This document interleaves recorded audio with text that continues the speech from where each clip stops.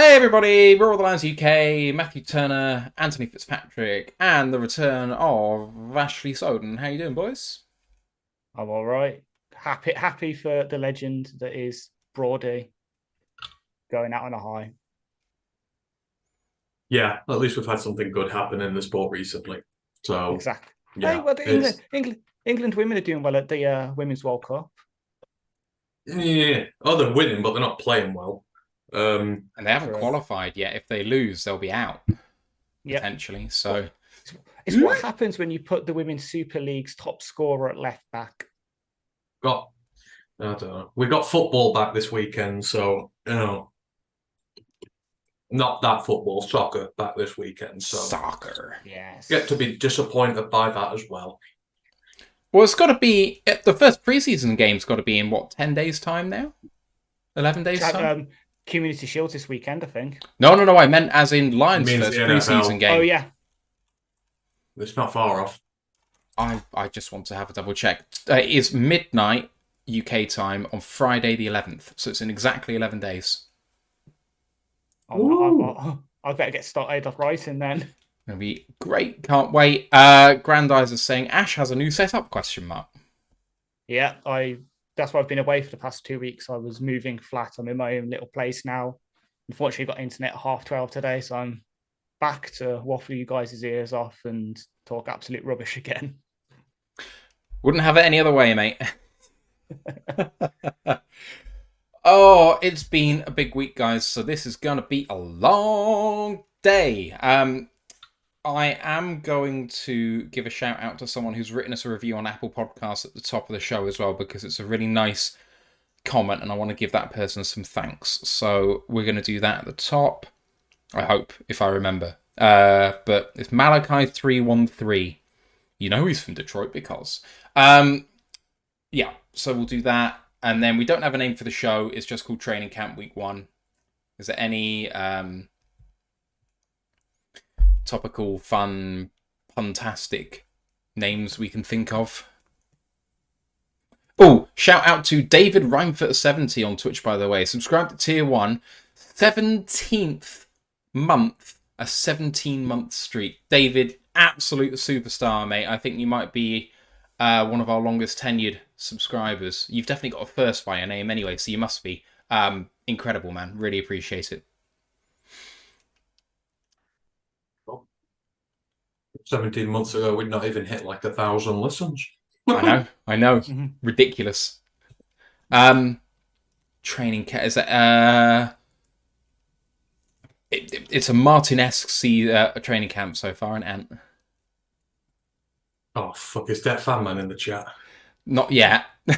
Not yet. Did you hear that yesterday, Ash? Yeah. Absolute class. Oh, like I said, I'm going to wear it. I think I'm going to call the episode "Who is Broderick Martin?" because I think he answered that question this week. Sound good?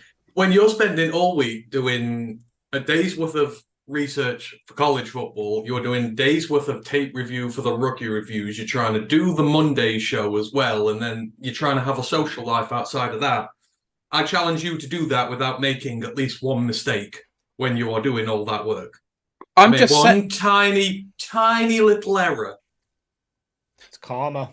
I'm just saying that Broderick Martin wrecked Frank Ragnow, and for everyone He did, and to everyone who thought our hype video was just hyperbole, just like it wasn't even a hype video, it was just tape review. We definitely pointed out bad reps. We pointed out bad reps. When you can hype up a neutral tape review, then there's something good there, and there's something very good with him. So we were right on that regard. First snap kills Frank. I mean, not many people do that. So there's something there with him. There's something there. Right. I don't know whether Ryan's going to join us, but if he does, he can join us later on, I guess. You guys ready to go? Yep. All right, here we go. Recording in progress. Welcome to another edition of the Roar the Lions UK podcast, episode 207, Who is Broderick Martin? My name's Matthew Turner alongside Anthony Fitzpatrick and the returning Ashley Soden. How are you doing, boys? Doing good, doing good. Feel like I'm getting bullied a bit, but I'll take it on the chin. Got a thick skull here, bald head, so we deal with it better than most. If anyone, I've just seen your name change on Zoom. If anyone doesn't know, I'm wearing it. Yes, I see that. If anyone doesn't know what the in-joke is that we're referring to, and you're on the audio podcast especially, I refer you to our tape watching series, which again happened yesterday on Sunday, where we reviewed Jack Campbell and Sam Laporta, and gave a terrific performance. That's all I'm saying, is he absolutely knocked it out of the park. But you really should go and check those out, because I am biased. I think the tech review stuff is really, really good. We highlight the good, the bad, and the ugly. It's not just a highlight reel. It's not a hype video. It very much is what's good, what can we get hyped about, where can they improve, what's concerning, everything you want to know. We watch maybe a game or two of these guys, and we just discuss it with you. We've watched it in advance. We can highlight some of the players we like, so you don't have to watch the whole thing. And I don't know about you, mate. I've really enjoyed it, and we're coming up to our last one next week. I know it's been fun. It's not just been the tape reviews. It's been some of the philosophical discussions we've been having as well about pass interference and what a touchdown is. And if you want all these, brilliant conversations, then go and check them out. So I've enjoyed it. I love doing the rookie reviews. It's just good fun just to go through and watch and just get loads of things wrong. But I don't care. We just watch it and we say what we think. We know we're not right. We just say what we think, and it's great. And loads of people come in and join us, so we really appreciate everyone who does join in with us. And as I said yesterday, you got some college football breakdown yesterday as well. Not just Lions draft picks, it's future Lions draft picks as well, potentially. So well worth your time. Yeah, you've got to see Jerzan Martin. What a guy. What a guy. But don't look him up on PFF because he doesn't exist. But today, we're not talking about that. We are talking about week 1 of training camp. And just before we do that, just want to tell you about our Discord channel. Lots of really good chat in there. It's a really healthy, helpful, lovely community of people. I've put a link in the YouTube and Twitch chats. Come and join us in there. You won't regret it. College Football Podcast is seeing its return this week again. And what are you covering this time? It's the second part of our review into the Mountain West Conference this week. We did first 6 teams last week. We're doing the second this week, so that'll be the fourth conference we'll have covered in full. So do come check us out. Mountain West's fun this year. Don't forget to join the Facebook group of Lions Nation Unite, which launched recently. It's Herman Moore's project to bring the best content creators for the Lions together. You'll find us there, along with Micro Mike and all your favourite guys. So go and check them out on Facebook. We're also Twitch affiliates, YouTube monetized. We've got a tip jar down below and a feedback form. So if you want to show some love or want to tell us how we might improve to make things better for you guys, that's ultimately who we're doing it for. Please do go and check that out. And finally, we're small content creators. Any likes, any subs you guys can throw our way. Much, much appreciated. Just want to finish off the preamble with a lovely review that we have just received last week, just after our show, from Malachi313 on Apple Podcasts. He says, 5 stars, great content, great discussion, well made is the header. And he says, she says, they say, these guys do an excellent job of bringing up-to-date content and break down that content better than most American podcasters. I'm amazed that 6 Brits have taken a liking to our beloved Lions given our history, but I digress. I love the way they go in depth with their honest opinion and give great takes on players, coaches and situations. These guys don't hold back on telling the truth. I must say, since I found their podcast, I went back and listened to most of their episodes, and all of them gave new insight. I hope you boys keep it up all the way to a Lions Super Bowl victory in 2023. Go Lions, hashtag Pride Nation. And if you went back and listened to, well, from what it was then, the previous 205 episodes, well done, sir. Well done. Which are at least 2 to 3 hours long each. And don't include the college slate, which is probably another 80. If you listen to all of our content that we've put out there to date, I think that you would be, if you don't sleep, I think you'd be around for just over like 3 weeks constantly watching. So, well done. That's commitment. Right, let's get on with the news. This is going to be a packed show, so I'm not going to, well, yeah, waste too much time. Quarterback Teddy Bridgewater in for a visit, boys. If you have a look at all the discussion, it looks like Nate Sudfeld has actually been having a really good camp, so a lot of the beat writers were actually slightly surprised by this. He's been on the radar for a while, and I know you mentioned in the discussion that Dan said he kept in contact with him. Are you surprised that he's coming for a visit? And in fact, are you even more surprised he hasn't been signed yet?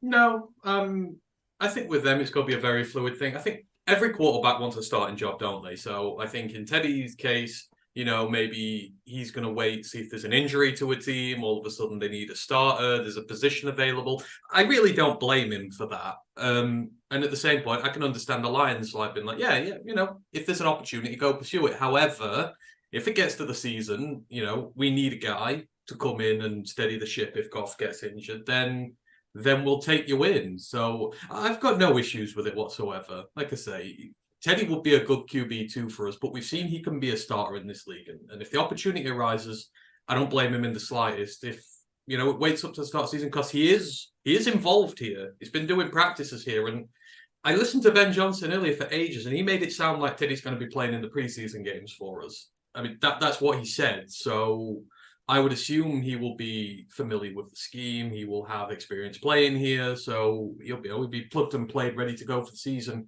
if we need him. So I just think it's the best of both worlds for everybody. So, yeah, no, I don't begrudge the fact that he's not here yet. Yeah, I completely agree. At the end of the day, it's Ad says it's best for both worlds. For us, we get sort of kick the tires, make sure everything's fine and dandy there, and just keep in contact with him in case, Goff goes down. Touch wood, that doesn't happen.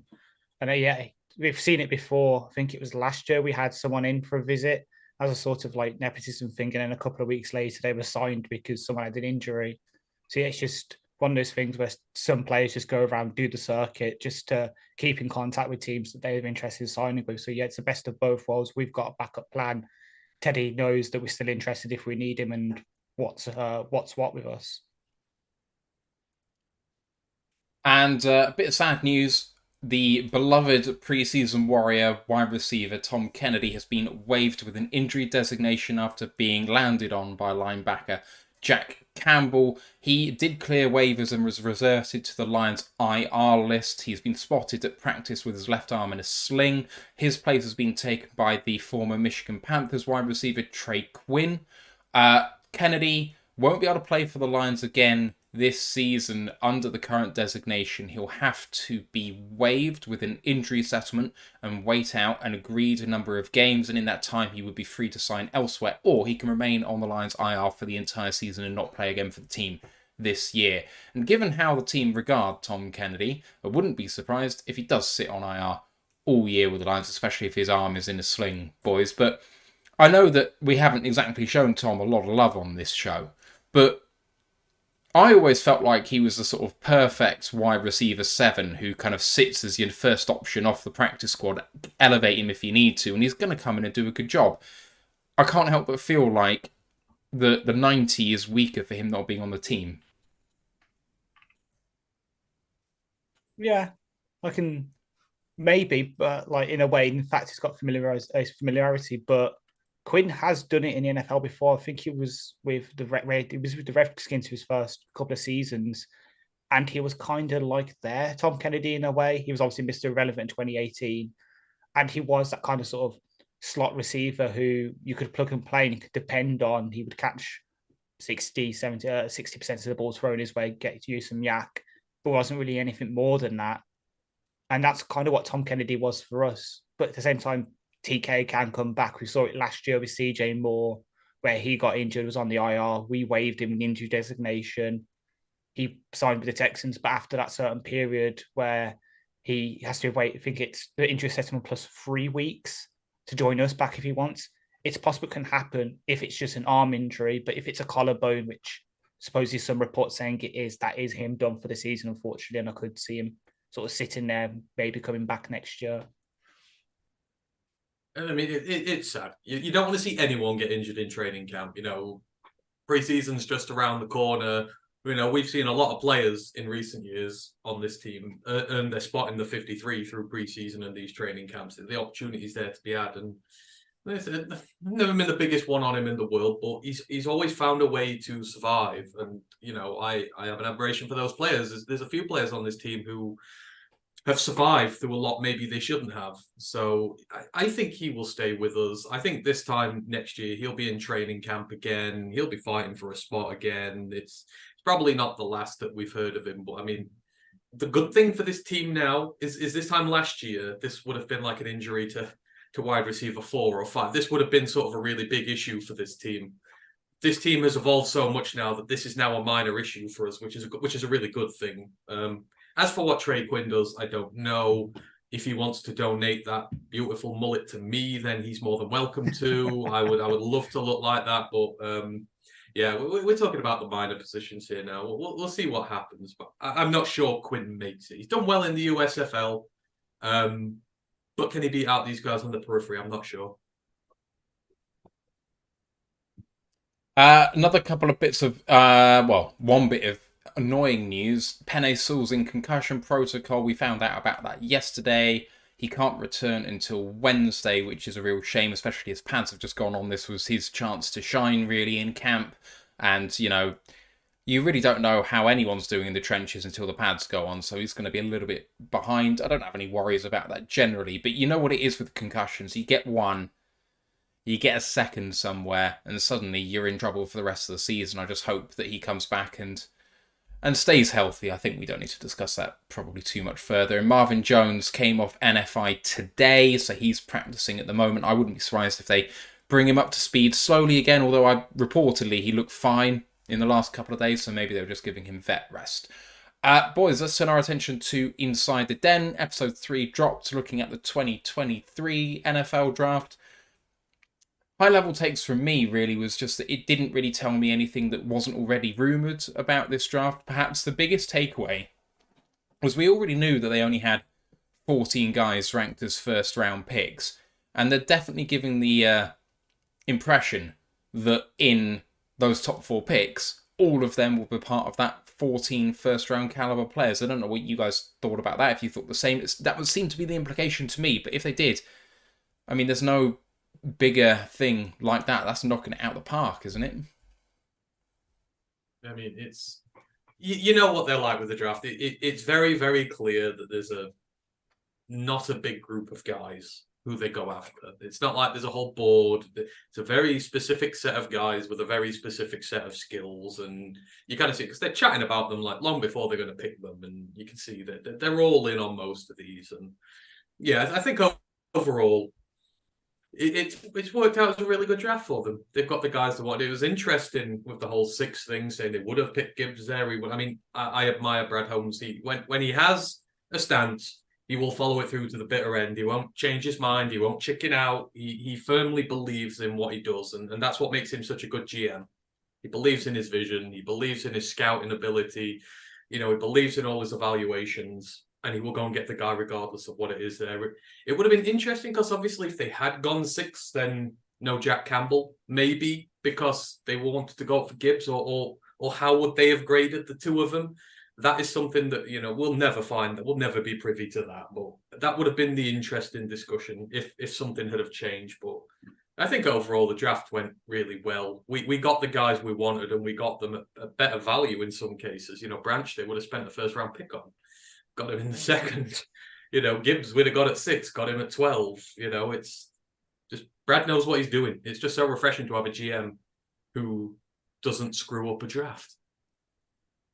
Definitely, and it was kind of like I took most of the same high level takes. What was funny to me was the trade backs on day 2. It was mentioned Brad was doing that with trading up for someone being Martin into the end of the 3rd in mind, and it was kind of funny seeing him talking to Disner and that behind him doing all the trade value charts about the trade with Guti just sitting there, and Guti wanted 152 and then he wanted 150. Give him 159, so we just sort of sat there and kind of blue balled Guti into accepting it, just asserting kind of dominance over Green Bay just a little bit more, because as much as Guti's had some decent drafts last couple of years, this year's been a bit disappointment, and just to have that little more, those little sprinkles on top to make our draft a bit better and theirs a bit worse was hilarious to me, as was the opening where Brad just sat down and says, should I just ruin? Should I just slander everyone's mock drafts, sort of playing into the meme of, oh yeah, we don't like mock drafts, and all the high level takes at the start as well, where they had a cut up for like PFF and everyone ripping our day one for taking high character players at low value positions. It's almost the start was us just turning around saying, we don't care what you say. We're going to show you that we know what we're doing. We're going to be right. And hopefully it plays out in the field that Campbell and Gibbs just absolutely tear it up, have a 2017 Saints-like season where we win both defensive and offensive rookie of the year and stick up 2 middle fingers to the league and say, we know what's going on. I did find it interesting, the discussion about trying to take Hooker potentially without trading down at all, and he was on their mind throughout the 2 trade downs they actually did. And I don't know, it's just very interesting to me that Brad was somewhat confident that they might still be able to land him even with the trades down, even though they seem to be comfortable taking him initially anyway. I mean, I know that one of the area scouts said he was easily a first-round talent, so you could argue that we got 5 first-round talents, at least by some of the scouts. It seemed terrific, and the interviews were quite fun. At the Combine, going through plays, talking to the players about what they're about. I mean, you only get, 20 minutes with these guys, so they don't have long to impress, and you know, they've got to knock it out the park, because what they might say up there is probably just as important as what's on tape, especially to this regime. You know, if you don't hit the character angle, you ain't getting there. And Ash, you mentioned it to me before he came on, specifically Gibbs and the holding the arm when you're carrying the ball and little nuggets like that. You saw Branch talking about why you tackle in particular angles and that sort of thing. It was an interesting insight into how the whole process works. Yeah. Yeah. All right, we'll move on from Inside the Den and get into training camp. We're going to start with day 3, which is the 25th of July. So we're going back just under a week here. So not very far into this at all, not in pads as yet, but offense very efficient. This was a day where Amon-Ra St. Brown had a terrific day, getting 4 touchdowns. Laporta started to exert himself on defense. He got a really good catch against Alex Anzalone. Goff continued his solid starting camp. Sudfeld continued to improve, and Mo Ibrahim looked great in the threes offense. On defense, Branch continued a fantastic camp that he's had, getting a PBU in red zone drills.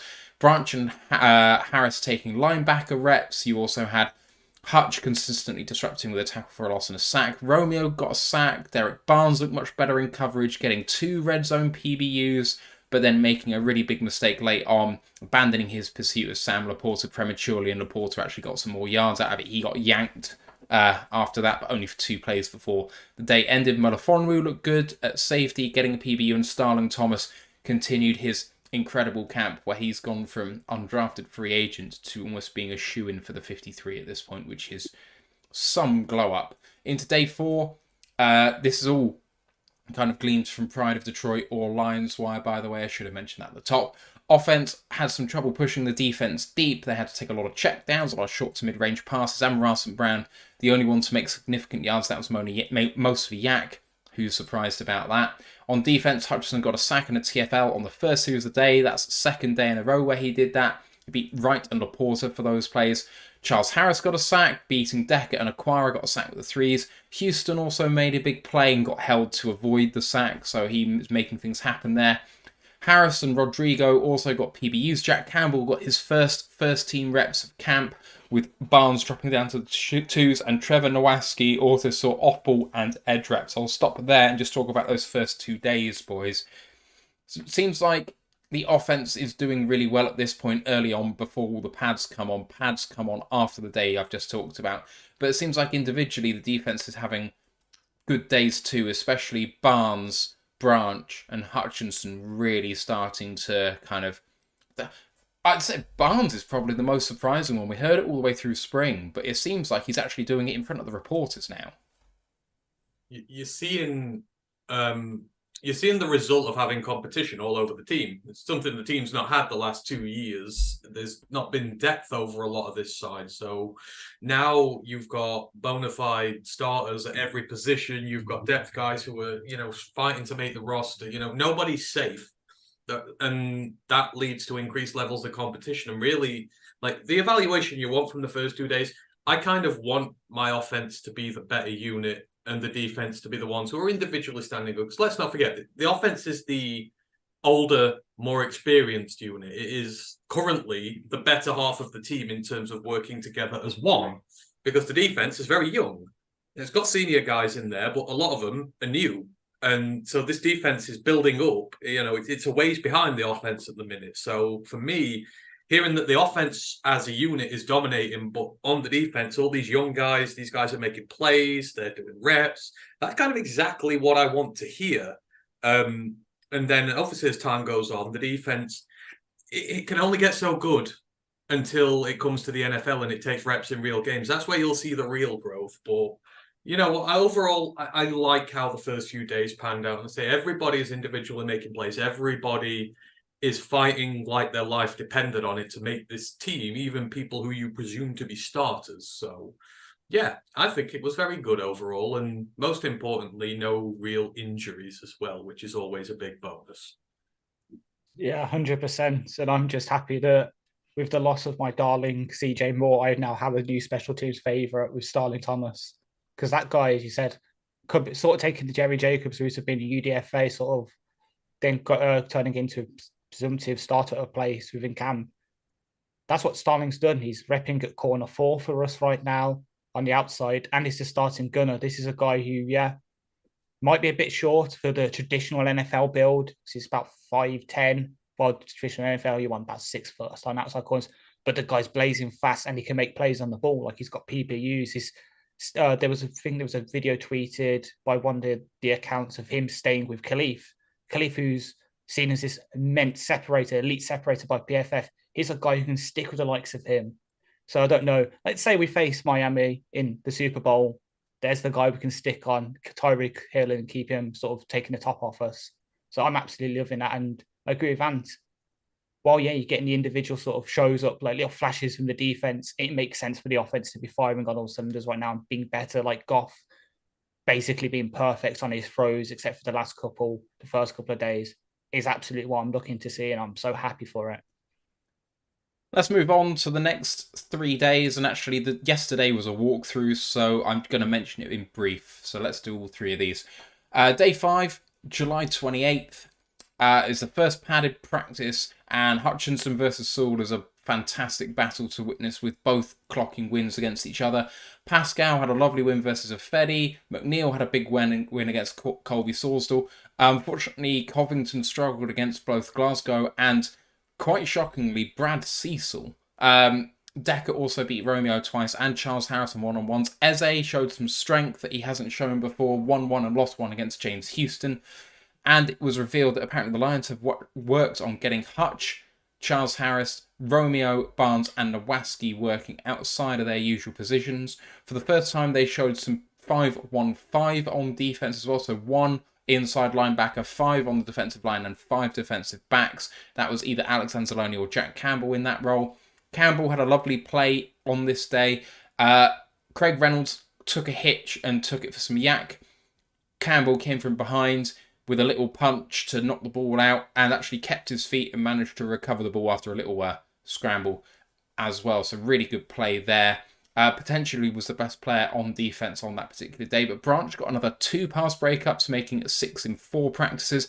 And this is where Stephen Gilmore starts to glow up a bit. They had a little competition for CB4 on the previous day, which I didn't mention. He seemed to do the best in that. Then in this day, he repped at CB4, having kind of slightly won that job, although it's very early on. He's not won that job. He just kind of won the right to have some more reps on this particular day.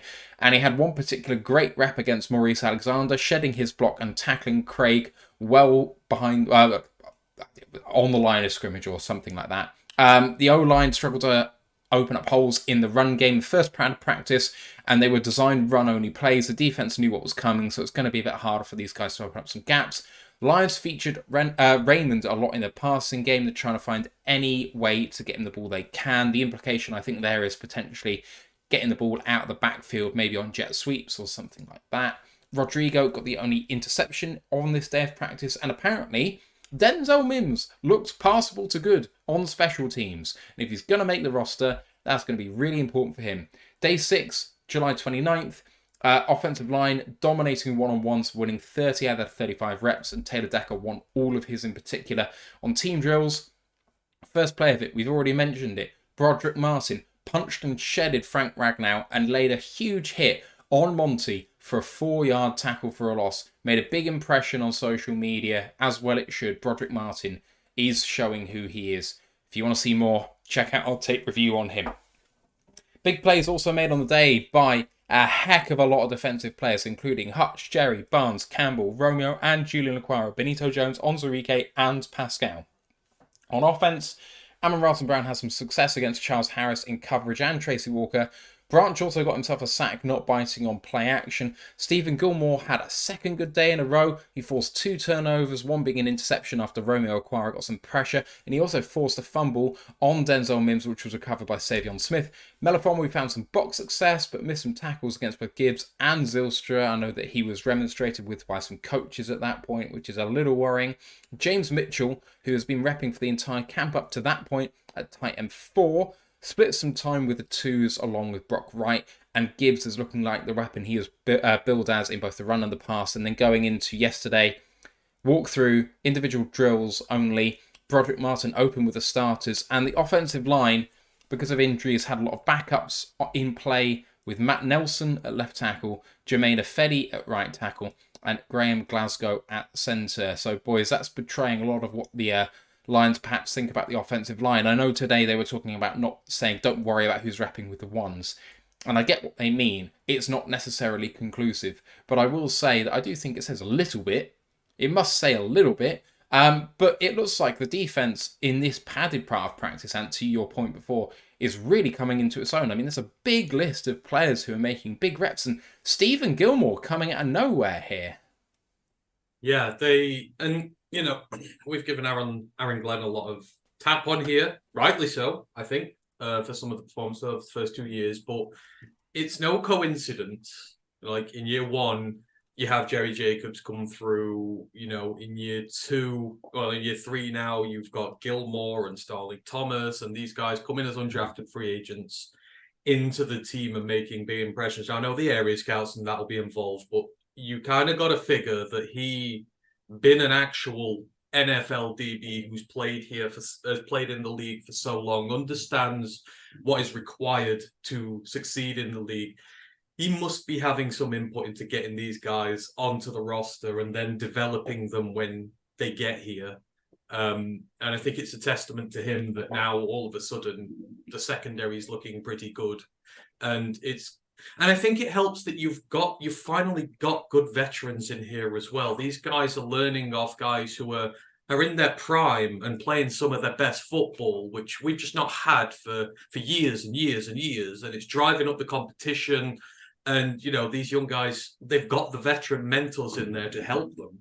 And, you know, they've just been told to be fearless, go out there, make plays. They know what happens. If they come and ball out in training camp, if they ball out in preseason, they could find their way onto the 53, or at the very minimum get onto the practice squad and earn their way into the 53, kind of like Jerry did. So I'm not surprised that they're doing so well. And, you know, it's just a testament to how well they've done to find those specific guys. But again, just all over the team, you're seeing what this competition brings, especially on the D-line. You talk about all the D-line guys making plays and stuff there. It's because they're going up against a heck of a good offensive line. It's the hardest opposition they'll come up against. And, you know, to beat them, you've got to be at your best. And vice versa with the O-line. You know, they're having to do the same as well. It's the whole shtick of iron sharpens iron. It's a cliche, but it's also true.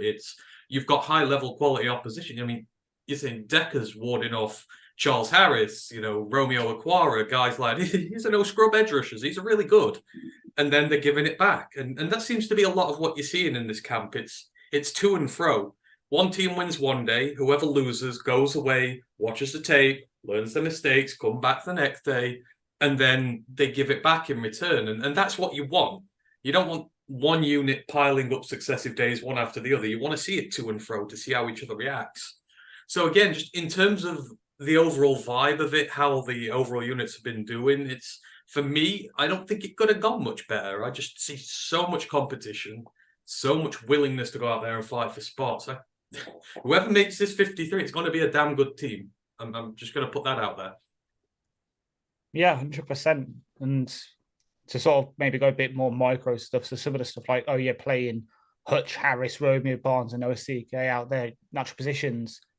That's the kind of stuff we're looking for now to be that versatile. You've got them in there. You've sort of teams expect them to use us one way. So, for example, Hutch being the open end. So us putting him at closed end, putting him inside, teams won't know what's going on. Putting Barnes back on the outside the tackle where he did well in college before he obviously got moved to off ball in his final year at Purdue, and then we drafted him as an off ball.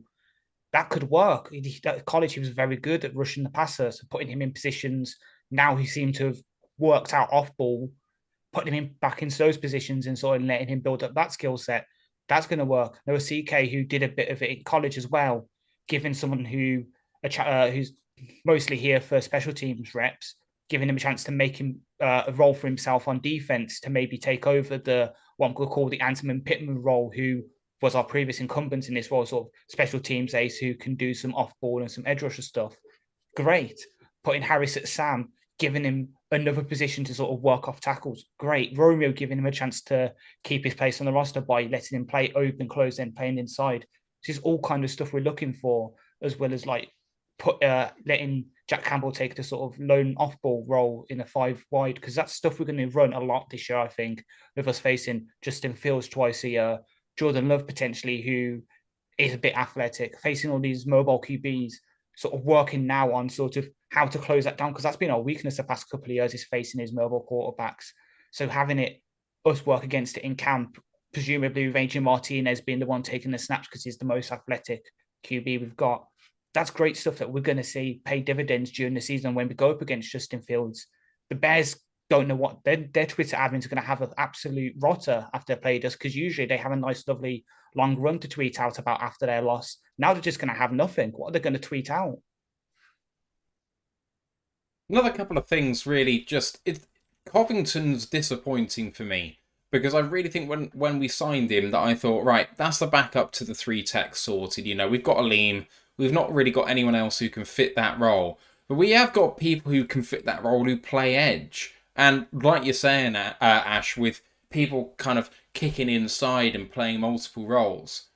With Covington losing against people like Glasgow, who's probably going to be the backup, and Cecil, who's probably not going to make the 53, him losing those reps, I mean, okay, fine, it's just individual reps. Maybe that isn't going to be a disaster if he shows out the rest of the camp, but it's not a good sign. Like, maybe we just don't run with a 3-tech backup dedicated and we say, right, maybe the DTs can cover that, or maybe Pascal can cover that, or Hutchinson, or Romeo, but he's not going to be long for this roster if he can't sort this out. It's not going to take long before they go, you know what, we'll cut bait and we'll try with number 91, who didn't quite make the 90, because if you're not there, you're not there.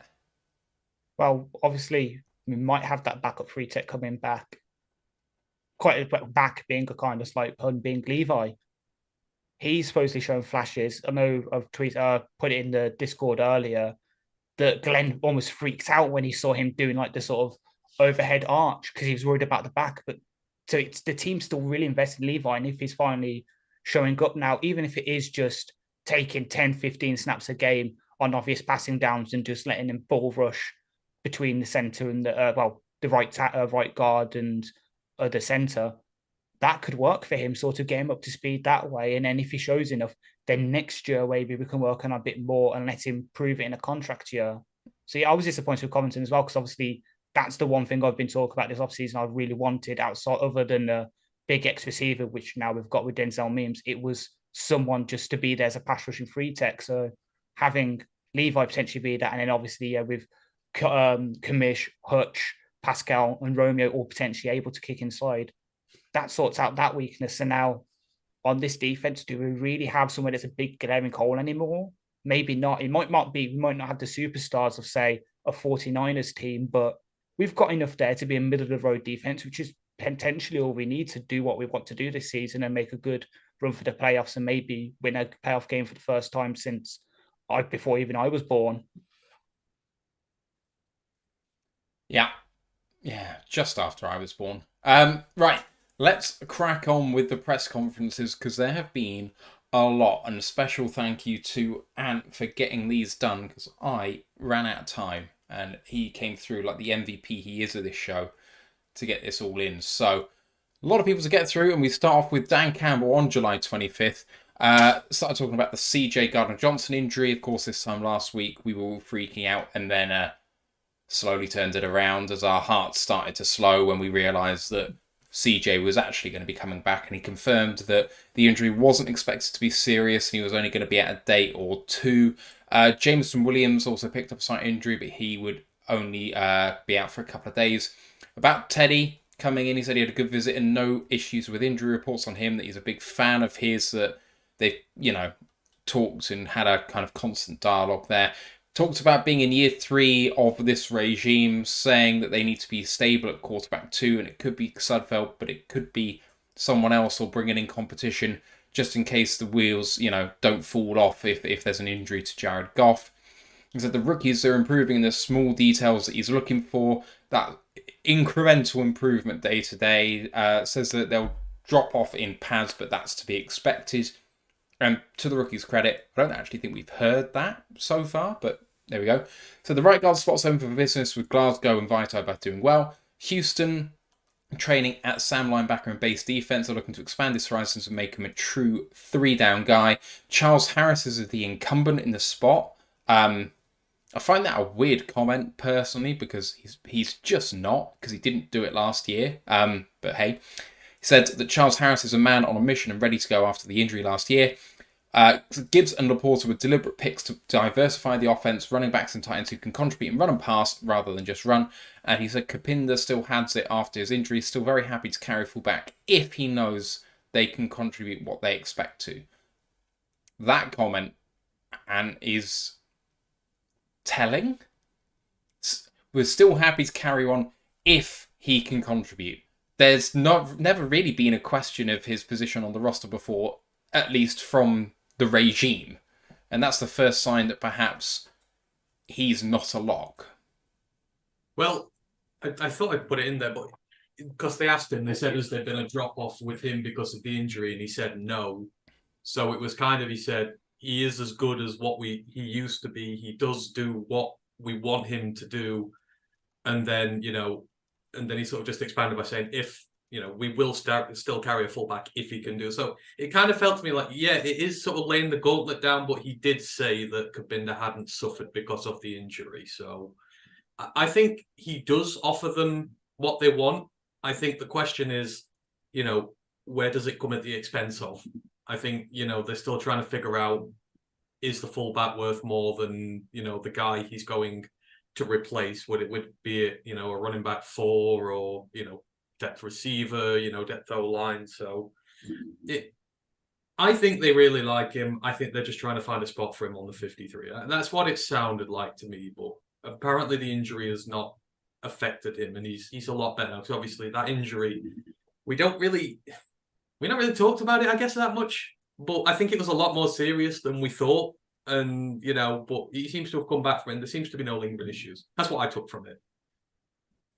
What about the rest of the day? What did you guys what do you make of it? I was about to say, with Kapinda, I know Eric's just dropped his daily sort of practice reports, and Kapinda shows up at the end in a good way. So that's, I think, how he's going to carve his own 53, is the fact that he's a consistent 4-phase special teamer, which, of course, when you're looking at the bottom of the roster between Kapinda, Jamar Jefferson, depth receiver, all those kind of things, it is going to be special teams. And Kapinda right now has that leg up, even though I will sort of qualify that by saying Jamar Jefferson also has been showing up in special teams as well. So it is really going to be one of them where if Jefferson does as well, shows a little less than Kapinda in special teams, but offers more on offense, then maybe we drop it, because we do have James Mitchell who can play H-back. Brock Wright has taken snaps there before for us last preseason, and in those times where Kapinda was out. So it is really, Kapinda's got a shot on special teams, or unfortunately, he's going to have to find a new home. And with fullback being phased out slowly but surely in the league, because of these versatile tight ends, because running backs can do some of the things, it's going to be hard for him.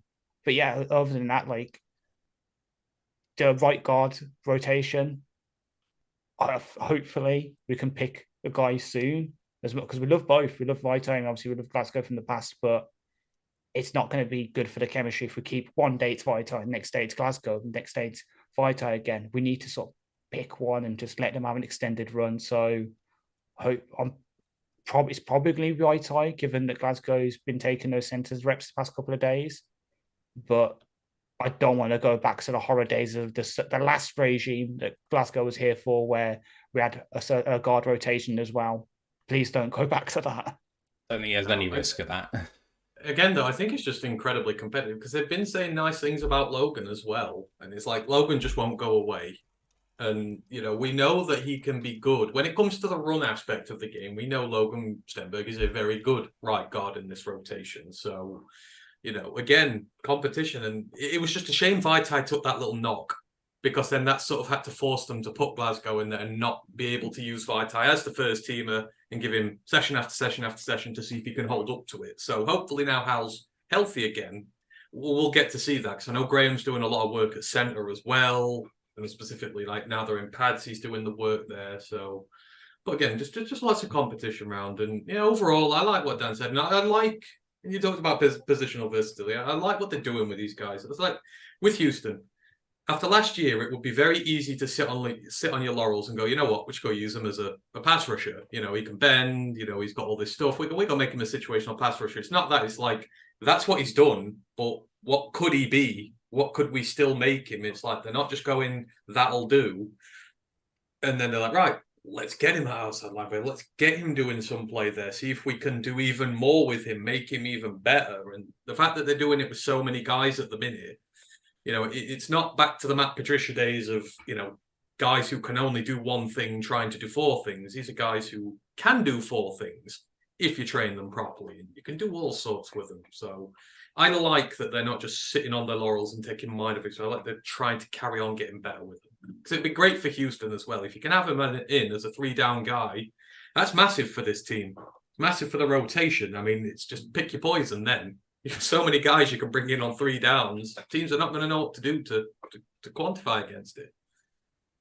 Moving on to the next one, same day, Cam Sutton came out. He said he had big praise for Amon-Ra St. Brown, specifically the amount of work he puts in off the ball as well as with it. He's not afraid to do the dirty work and make opportunities for others. Secondary is higher on energy, works on the mistakes from the previous day as one big group and comes back to fix them the next. Having Dre Bly and Aaron Glenn's knowledge is invaluable to him. Guys who've been there and done that at a high level for a long time. He said he's been very active helping the new guys in the secondary out, giving out advice and helping them acclimatise. And Jerry Jacobs, this very physical, hard-working, headstrong guy, likes how he's going around guys seeking advice, always looking to better himself, loves the energy, and looking forward to playing with him. I mean, he is the quintessential leader, is he not, boys? Someone that perhaps what Tracy is in the safety room, perhaps Cam Sutton can be that guy for the cornerback room. Yeah. I think I'm not surprised he loves Jerry. I think Jerry's just infectious, and I think it must be good for like a vet like that to come into a room where there's just all these young, hungry guys who are like, I want this, I want to get better, and I'm not afraid. It's like in Jerry's case, you could make a case he's a starter on this team. He's not above going around and asking people for help, not beyond going like, I want to get better with my game. There's stuff I can still do. It's maybe a mentality we've not seen here for quite some time. So I can imagine why Cam has sort of warmed to him. And again, it's a very talented room now. It's got the right mix of veterans and youngsters to succeed and to push one another. So, yeah, I'm not surprised that he gets on well with it. Exactly same. And that's the good thing about Jerry. He's always going to push himself to be better. You've heard it from the Detroit Lions podcast, where obviously we're the first guys kind of on him. He's always pushing himself. So he's got pretty much all the physical tools in the world, all that, like 6% body fat, very physical, those to lay to hit. Cam, one of the things that's been said about him in the Pride of Choice previews, the Lions Wires article on him, he's very cerebral. That's how he plays the game. He isn't the kind of fully there, he's not the physical specimen, but he knows how to use his body, how to read what receivers are doing, their route combinations and make plays on the ball. That's something that Jerry, as much as we love him, loves the later hit, ball production's been kind of lacking in a way the past couple of seasons. So if he can get the ball production there, oh my God, what a corner we've got on our hands. We've got the ultimate CB2 in the way. can make plays on the ball because when the quarterback throws the other way because you've got a good cornerback one. Perfect for us. Like if it works out for him and Cam Sutton this season, and then you've got Emmanuel Mosley there as sort of if he comes back well, we've got 3 really, really good starting cornerbacks who can all do different things in a way, but play together really well at the same time. And that's the kind of thing we've been crying out for ages. All right, moving on to the next guy. Same day, David Montgomery, and then be followed by Frank Ragnow. Montgomery said he's got a big level of comfortability with the new O-line, and he's got to do the work to repay them for that. So no one's going to circle the lines as an easy game anymore. Loves how high-powered the offense is and the multitude of ways they can score. Excited to be playing behind the best offensive line in the league. It's unfortunate, he said, how running backs are valued. They take a beating for the team, and the top guys should be compensated.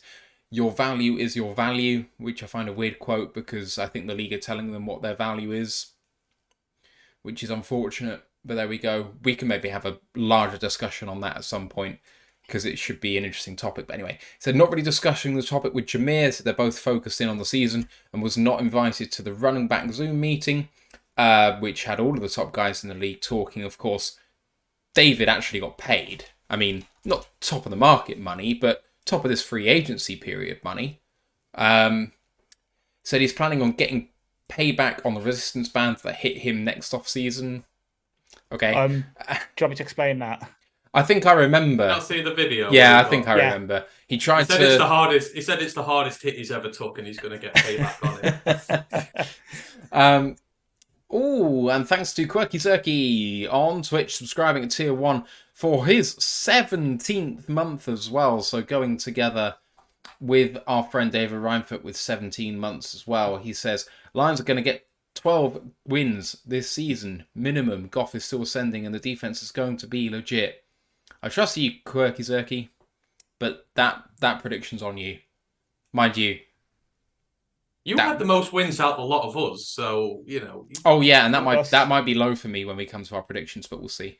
Exactly. I was about to say, you've just said it out loud as well, so certain people who know how to do Twitch clips can go back and get that audio. Meh. Montgomery also said he's impressed with the standards of the offensive line, the way they carry themselves, the way they expect whoever's running behind them to get 7 or 8 yards per carry because of how hard they work to create opportunities for them, makes his own expectations go high to match. So Ben Johnson's a genius. He's teaching him things about defenses that he doesn't even know despite being 4 years in the league. And he says he knows how physical Aaron Glenn wants his defense to be because he can feel it during and after training. Interesting final comment there, boys, about the defense because, you know, obviously it speaks to what's being done to him in practice rather than what he's doing to them. And, I mean, you expect him to back up the offensive line. I'm not really sure there's news there. We already know how great this offensive line is, but AG's defense having an impact on him, and maybe he didn't have that in Chicago the last couple of years. I mean, in fairness, Matt, if you were to get a Ferrari, you go around telling everyone you've got a Ferrari, despite everyone knowing that you'd already got a Ferrari. That's what Monty's doing with this offensive line. Everyone knows that it's great, but it's like the first time he's got to drive in one before because he's been stuck in a larder in Chicago. So, you know, I kind of like the fact that, you know, he's been complimentary and you've got to be. And I like his attitude. He's like, well, if they're going to block well for me, I've got to run well for them. It's not like he's expecting them to do all the work for him. It's quid pro quo. And, you know, that's, again, what makes a great team. It's all guys realizing they've got their roles and not leaving it to other guys to do it for them. So, I don't know. I like Monty. He's just very quiet and, you know, well-spoken. And you just tell he's focused on his work. I don't think he really cares that much about the limelight or anything. There's a reason why he churns out 1,000 yards every season from scrimmage. He just gets his head down, does his work, produces for his team, and most of all, he stays healthy. He looks after himself well, doesn't put himself in unnecessary situations, and that's what you need, especially from your running backs. And boy, do we know about running backs who can't stay healthy. So it's just really refreshing to have him in the room. I'm not comfortable with the Ferrari reference because this offensive line is not a Ferrari. I think of it more as say a Ford F-150. It ain't pretty, but it's the best in class. You know what I mean? I was going to say Challenger's free tank. Okay, that does too. I'm just glad he said tank and not space shuttle. Then I was wondering where that was going. No. Oh yes, Apollo 11. Oh god. I was going to say, but if he was 11. feeling I meant Apollo 13, didn't I? There, but never mind. Yeah. Anyway, carrying on. Wasn't Apollo 11 the one that landed on the moon? Yes, it was. Yes, Apollo 13 is the one that is the type was the one that obviously had the Tom Hanks film that a certain edge rusher got his nickname from. Yeah. But Yeah. I was gonna say, but if he's feeling how physical the defense was before the pads were on, God, how much would he is he being in the ice bath these past couple of nights when the pads have come on? Because if he's feeling without the pads, now they're allowed to hit and that. He must be feeling it. And it's in a good way because obviously, as Dan said it last year on Hard Knocks, and we're kind of seeing it slowly come up throughout the league. You need to do when the pads come on, you need to take the hits and you need to take them well because that's what it's going to be like for the season. You need to build up that resistance again. So not only he's taking those hits when he has to, when he's getting the contact, but he's also getting a lot of space before that contact to work up the speed to go through that contact. He's hopefully going to pay dividends this season, and I might not draft him in fantasy because I don't want to curse him with that curse. Whoever does draft him is probably going to get a very good RB1, I think. And he's in a very physical league. If you want to succeed as a running back, the great running backs in this league, your Cooks, your Aaron Jones, guys who they consistently stay healthy for the most part, and because they're just built like trucks, and you've got to be. You've seen what happens to guys in this conference who, when they're not quite there, they're just always injured. They just cannot get going. So it's a perfect test for him going forward. All right, let's move on to Frank. Last one of the 25th July. Frank Ragnow says he hopes the offensive line gets through training camp unscathed, as the last few years they have not done that. Compliments David Montgomery. He says the thing that stood out about him is the speed that he possesses. Also seen him run some nasty routes and that he's very instinctual. He said, and I think this was really interesting, that when Goff's rolling, all of them feel it. He says it's been great to witness the Goff-Johnson relationship bloom. They've got to keep protecting Jared to ensure this high level continues. Talks about his toe, saying he's required quite a bit of maintenance, but you don't want him to get into it.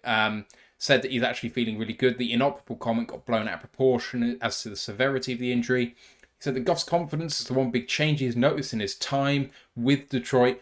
He's always been the same person through the good and the bad, and he respects it. He's not trying to change to please people. He said he's glad to have Graham Glasgow back, someone he can turn to for advice and helping him mentor young guys on the line. Talked about a special bond with Lee McNeil. He was the one who announced his draft selection.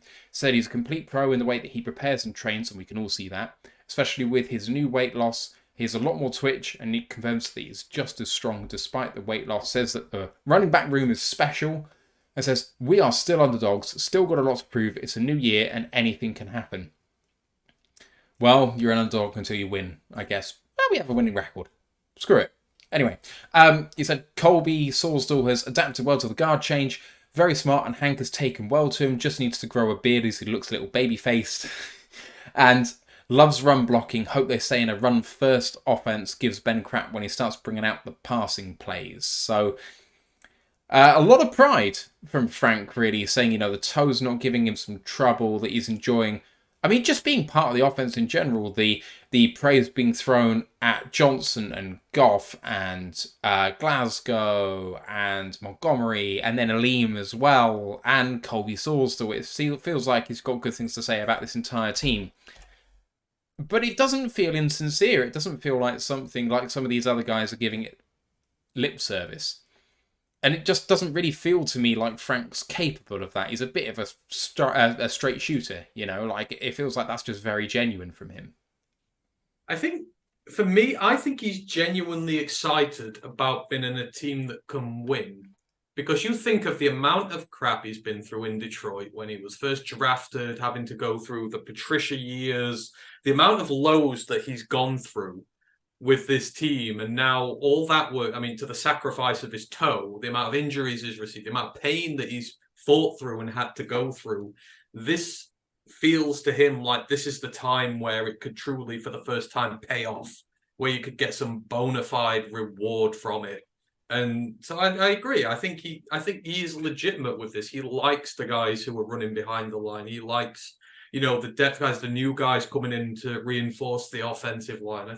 I think he's excited. You just see during his interview, he just had this big grin on his face, and I'm not saying he never does, but he's just kind of one of those who's got a very neutral look. But you could just see him smiling. He's at the end of practice. He's knackered. He's probably hurting, and all he can do is smile when he's talking about the offense and how well it's doing. So, I mean, when you talk about winning something here, he's like one of the first players.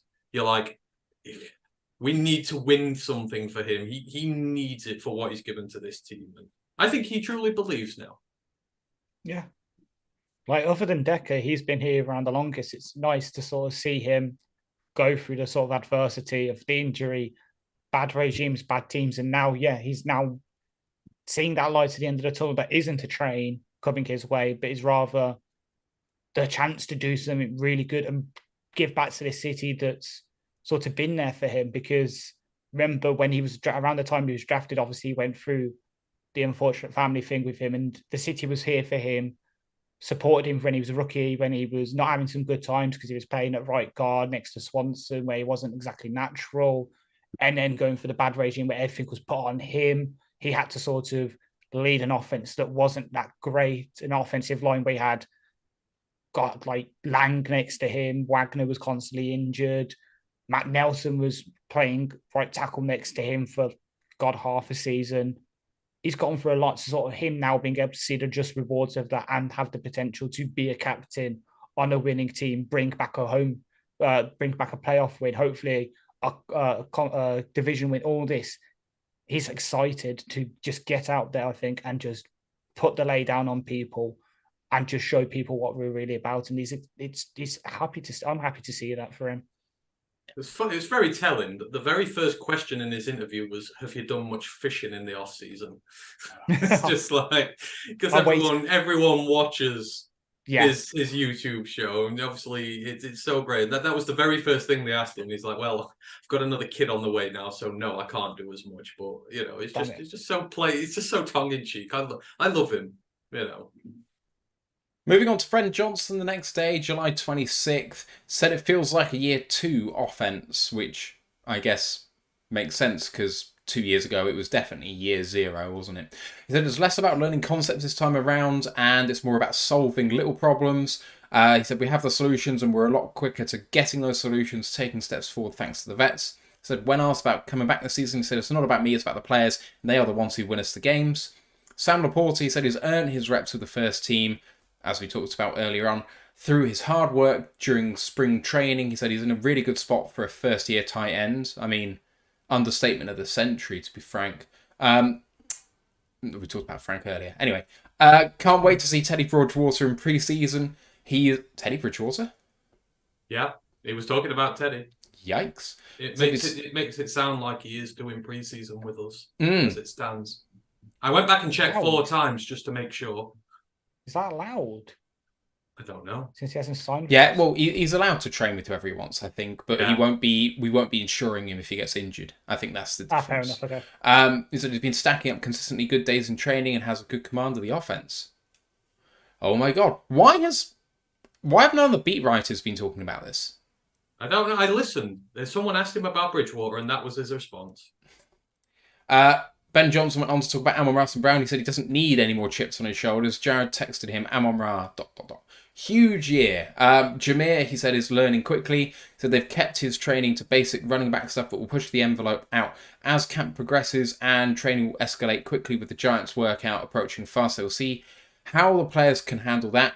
About Antoine Green, he said he showed up and got some reps in with Jared. A few wide receivers are dinged up and he's earned the right to go in there and pick up some of those reps. Trust is starting to build between them and Green is playing faster than in the spring. He's a 4-4 guy and he needs to play 4-4 every snap, and that's the next challenge for him to overcome. When he does it, shows natural ability to get open. Says he needs to be more efficient in preparation, had some late nights and tired coaches last year in game prep, so he wants to sort that, but game days nothing will change. He's happy with the job he's doing, and that Mark Brunell has told him he's the best offensive coordinator in the league. Well, that's what PFF said too. So yeah, that was what he was referring to. Mark Brunell came into the meeting with it And he literally like stapled it onto the board, and then obviously said, "Oh yeah, it must be then." And chuckled, and that was the end of the interview, wasn't it? And in fact, we've had that PFF writer on this show, Sam Monson. So there we go. Yeah.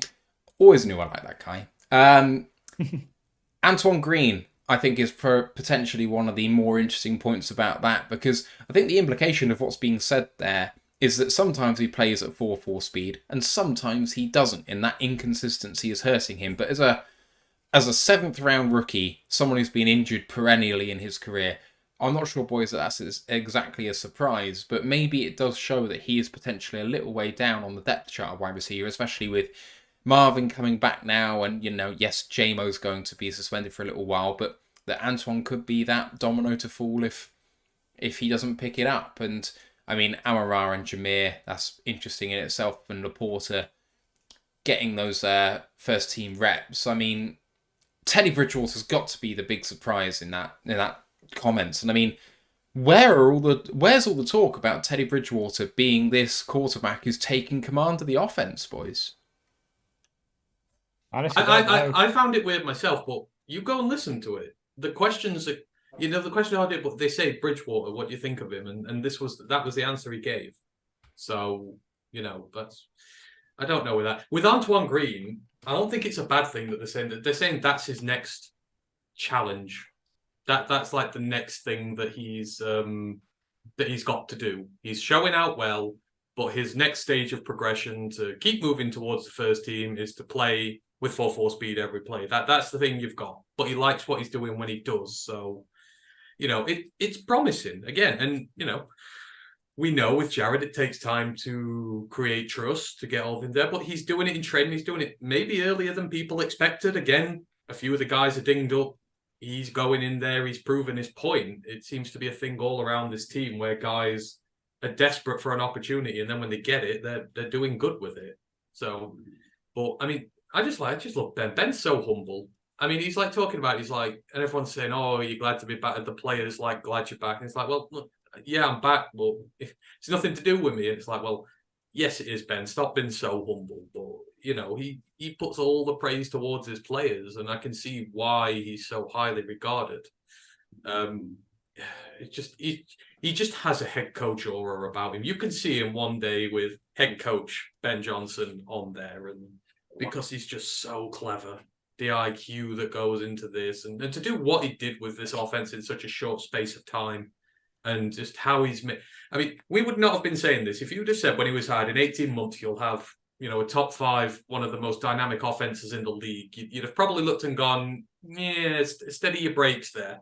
Maybe we'll get to around top 10, and then we'll talk about it from there. But it's like, no, you're one of the elite offenses in the league now. And that's just testament to how much work he's putting with it. I love him to death, Ben Johnson.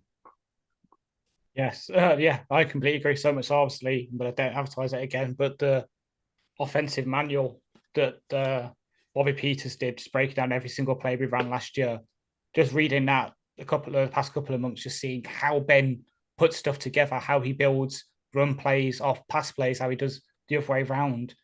He takes the best of the Shanahan offense, the Sean Payton offense, all these different people he's worked under and worked with. He takes little bits of it and just puts it together in the perfect Jared Goff package. But at the same time, shows enough variation that if he does one day have to work without Jared, he's got enough there to build an offense around whoever. So if I don't know who's going to fail next year. And if someone fails this year and he gets the job next year and he gets his pick of the quarterbacks, whoever it is, he's going to build around. And it's just, the sky's potentially the limit with him and our offense this season. If everything goes well, we could still be up there top 5. If something still go wrong, we can still be top 10, in my opinion. It's because he's just that good at working out. As he says, it's what so many problems. We had the problem last year against the Patriots and the Cowboys where we didn't score that well. Now he's got all the concepts installed. It is just more focusing this week, how do we solve this problem, rather than this week, how do we install this concept? So it's just going to go up and up, in my opinion. All right. What's up to Micro Mike in the chat? Mike Kimber of Chat Sports and Lions Nation Unite. How you doing, man? We're going to move on to Charles Harris. First guy out. Campbell. I did miss out Dan Campbell. Thank you very much. Beg your pardon. Very nice. Dan Campbell, July 28th. Said, this is where we find out we can play ball. Vaitai took a shot to a surgically repaired backman. No injury to that, just a little sore and will take limited reps. CJ and Jame are recovered from their knocks but won't be out there today. July 28th. So Mosley will be back Monday, so that would have been today, although I believe that actually came out that he was going to be back tomorrow. Yeah. Refuses to answer if he had a second surgery to clean up his knee. I mean, he's been away with an accepted absence to assist with the injury. So, I mean, I think that says what it needs to say. He said that this is the first day they are looking for players to carry on doing the fundamentals they are doing without pads when they put the pads on. Anticipates that the rookies won't look good first up in pads, but that's not a bad thing as long as he sees growth day to day. So Brandt is carrying a small foot knock, but nothing serious and won't keep him out of training, although I think he was limited. Jack Campbell is growing mentally, details and communication getting better, and he doesn't make a mistake twice. He's tough and physical enough in pads, but going against the ones is different and will test him a lot more than Indiana. Said no reason to think that pads will hinder that development. Says that the D-line has enough if they crush doing the fundamentals, and he believes in those guys. And actually, a lot of analysts took that comment to the house. Said he remembers his own first day in pads. Says he burnt a lot quicker as he was desperate to prove himself, but he made mistakes because of that. Says the intensity will get on the rookies too, but there's nothing like that feeling in pads. Took about 2 to 3 weeks for him to feel fully settled and begin processing correctly. Talking about Broderick Martin, and of course, this is this episode named after him.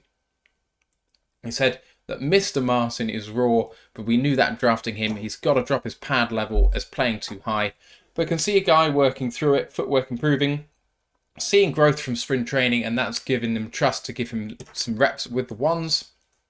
So they wouldn't have put him in if they thought he was a liability who is out of his depth and might injure someone. The exposure to the ones they hope will make the growth come quicker, and it's the best way to learn.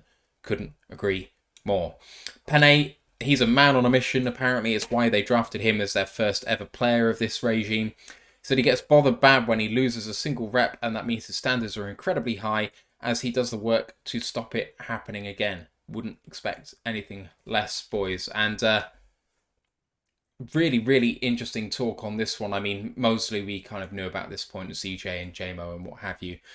It's interesting that they talk about rookies and kind of letting them come on slow, and actually however they look in without pads, that they then take a step backwards, and that's just kind of expected. Although, and I kind of said that before, I don't think that we've heard about that since. I don't think any beat writers come out and said these rookies are having bad day in pads. So potentially they might be outperforming that. But, you know, Jack Campbell's coming on and Broderick has been given that, and they don't think he's going to be a liability straight away, but that they're just trying to bring him on as quickly as possible. It's always illuminating with Dan at the podium.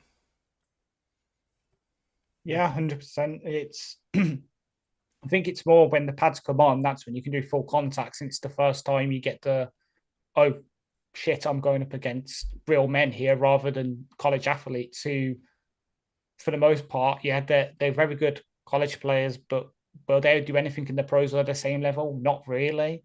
So for some people, I'm going to put like Broderick out there, perhaps is a big one, because as much as we love the conference he plays in, it's not all NFL talent, and like Branch, Hooker, Laporta, Campbell, all these guys who play in the SEC, the Big Ten, the ACC to some extent, all go up against NFL caliber talents pretty much week in, week out. Martin perhaps has one of those like big jumps. So it's a sort of physicality in a way. I think it's a shock rather than the physical act of putting on pads. But at the same time, as you said, there's not really been many reports of rookies missing a step and the pads have come on. There might have been a few moments of the reporters haven't really mentioned the start practices where it's a bit of a physical shock, but yeah, for the most part, they've took to the pads like ducks to water. So hopefully it's just the growth can continue there. When we have the Giants next week, we can absolutely put a beating down onto them, and it's just building up for week one against the Chiefs, because that's going to be the sort of big baptism of fire for them all, because they're going up against the Super Bowl champions, for God's sake. Yeah, Dan's just very honest about the players. And, you know, it's kind of nice as a fan to kind of hear where they're at, what they think about them. There's none of the sugarcoating, like, oh, yeah, they're doing okay. He's kind of very specific about it. And, you know, I appreciate that more as a fan. I like to know where these guys are. And, you know, we kind of knew with Broderick, you know, we knew about pad hard, the shoulder pads, playing a bit too high, stuff like that. But again, at the same point, that's kind of what Dan's saying. Is like, I know that's an issue, but we are seeing him improve. The feet are getting better, all the little aspects of his game, the fundamentals he's doing. And, you see him, he's training with Bugs. He knows he's got a problem. Bugs is like taking him under his wing, just showing him all these little bits. He's enthusiastic. He just wants to carry on learning and getting better. And they reward that.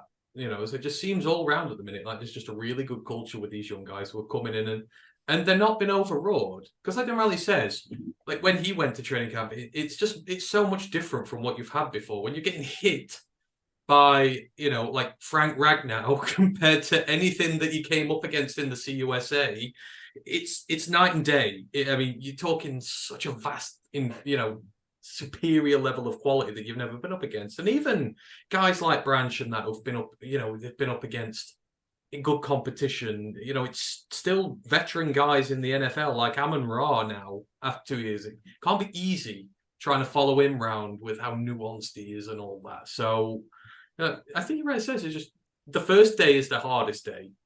So long as, and I think they set a base for themselves then on that first day. And then as long as they come back every single day after that first day, that base gets a little bit higher. That's what we want to see from our players. And, it's something that's worked over the last 2 years. Look how many young guys are now fundamental parts of our team from the same. They've been for the same for Amon Ra when he started here and Penne when he started here. Get that first day out the way and just keep getting a little better every day after that. And, it works. It's right. Moving on to Charles Harris. Said our 1-2-3 combination edge could start for every team in the league. Appreciates having the level of O-line they do. Helps both sides of the line toughen one another up. We hit them in the gut. They hit us in the mouth. We bite a kneecap. They take a foot. Very much streaming Dan Campbell from a couple of years ago. Said he likes playing in the Sam linebacker role. It's something that he did in college and has no issue doing the dropbacks into coverage when required. Thinks the position plays to his strength. I wouldn't disagree. John Scott and Kelvin Shepherd, he says, are working with a team. They aren't just focused on their own positional groups. They are giving advice to each other about the D-line and the linebackers, and they're helping with the hybrid guys like himself. He said James Houston's IQ is amazing, really immersing himself into the game and now familiarised with the system. It's working hard to show his versatility. He's also training at Sam. All the young guys are his mentor projects. So Charles Harris very much also becoming a leader, boys, of this team at that specific position.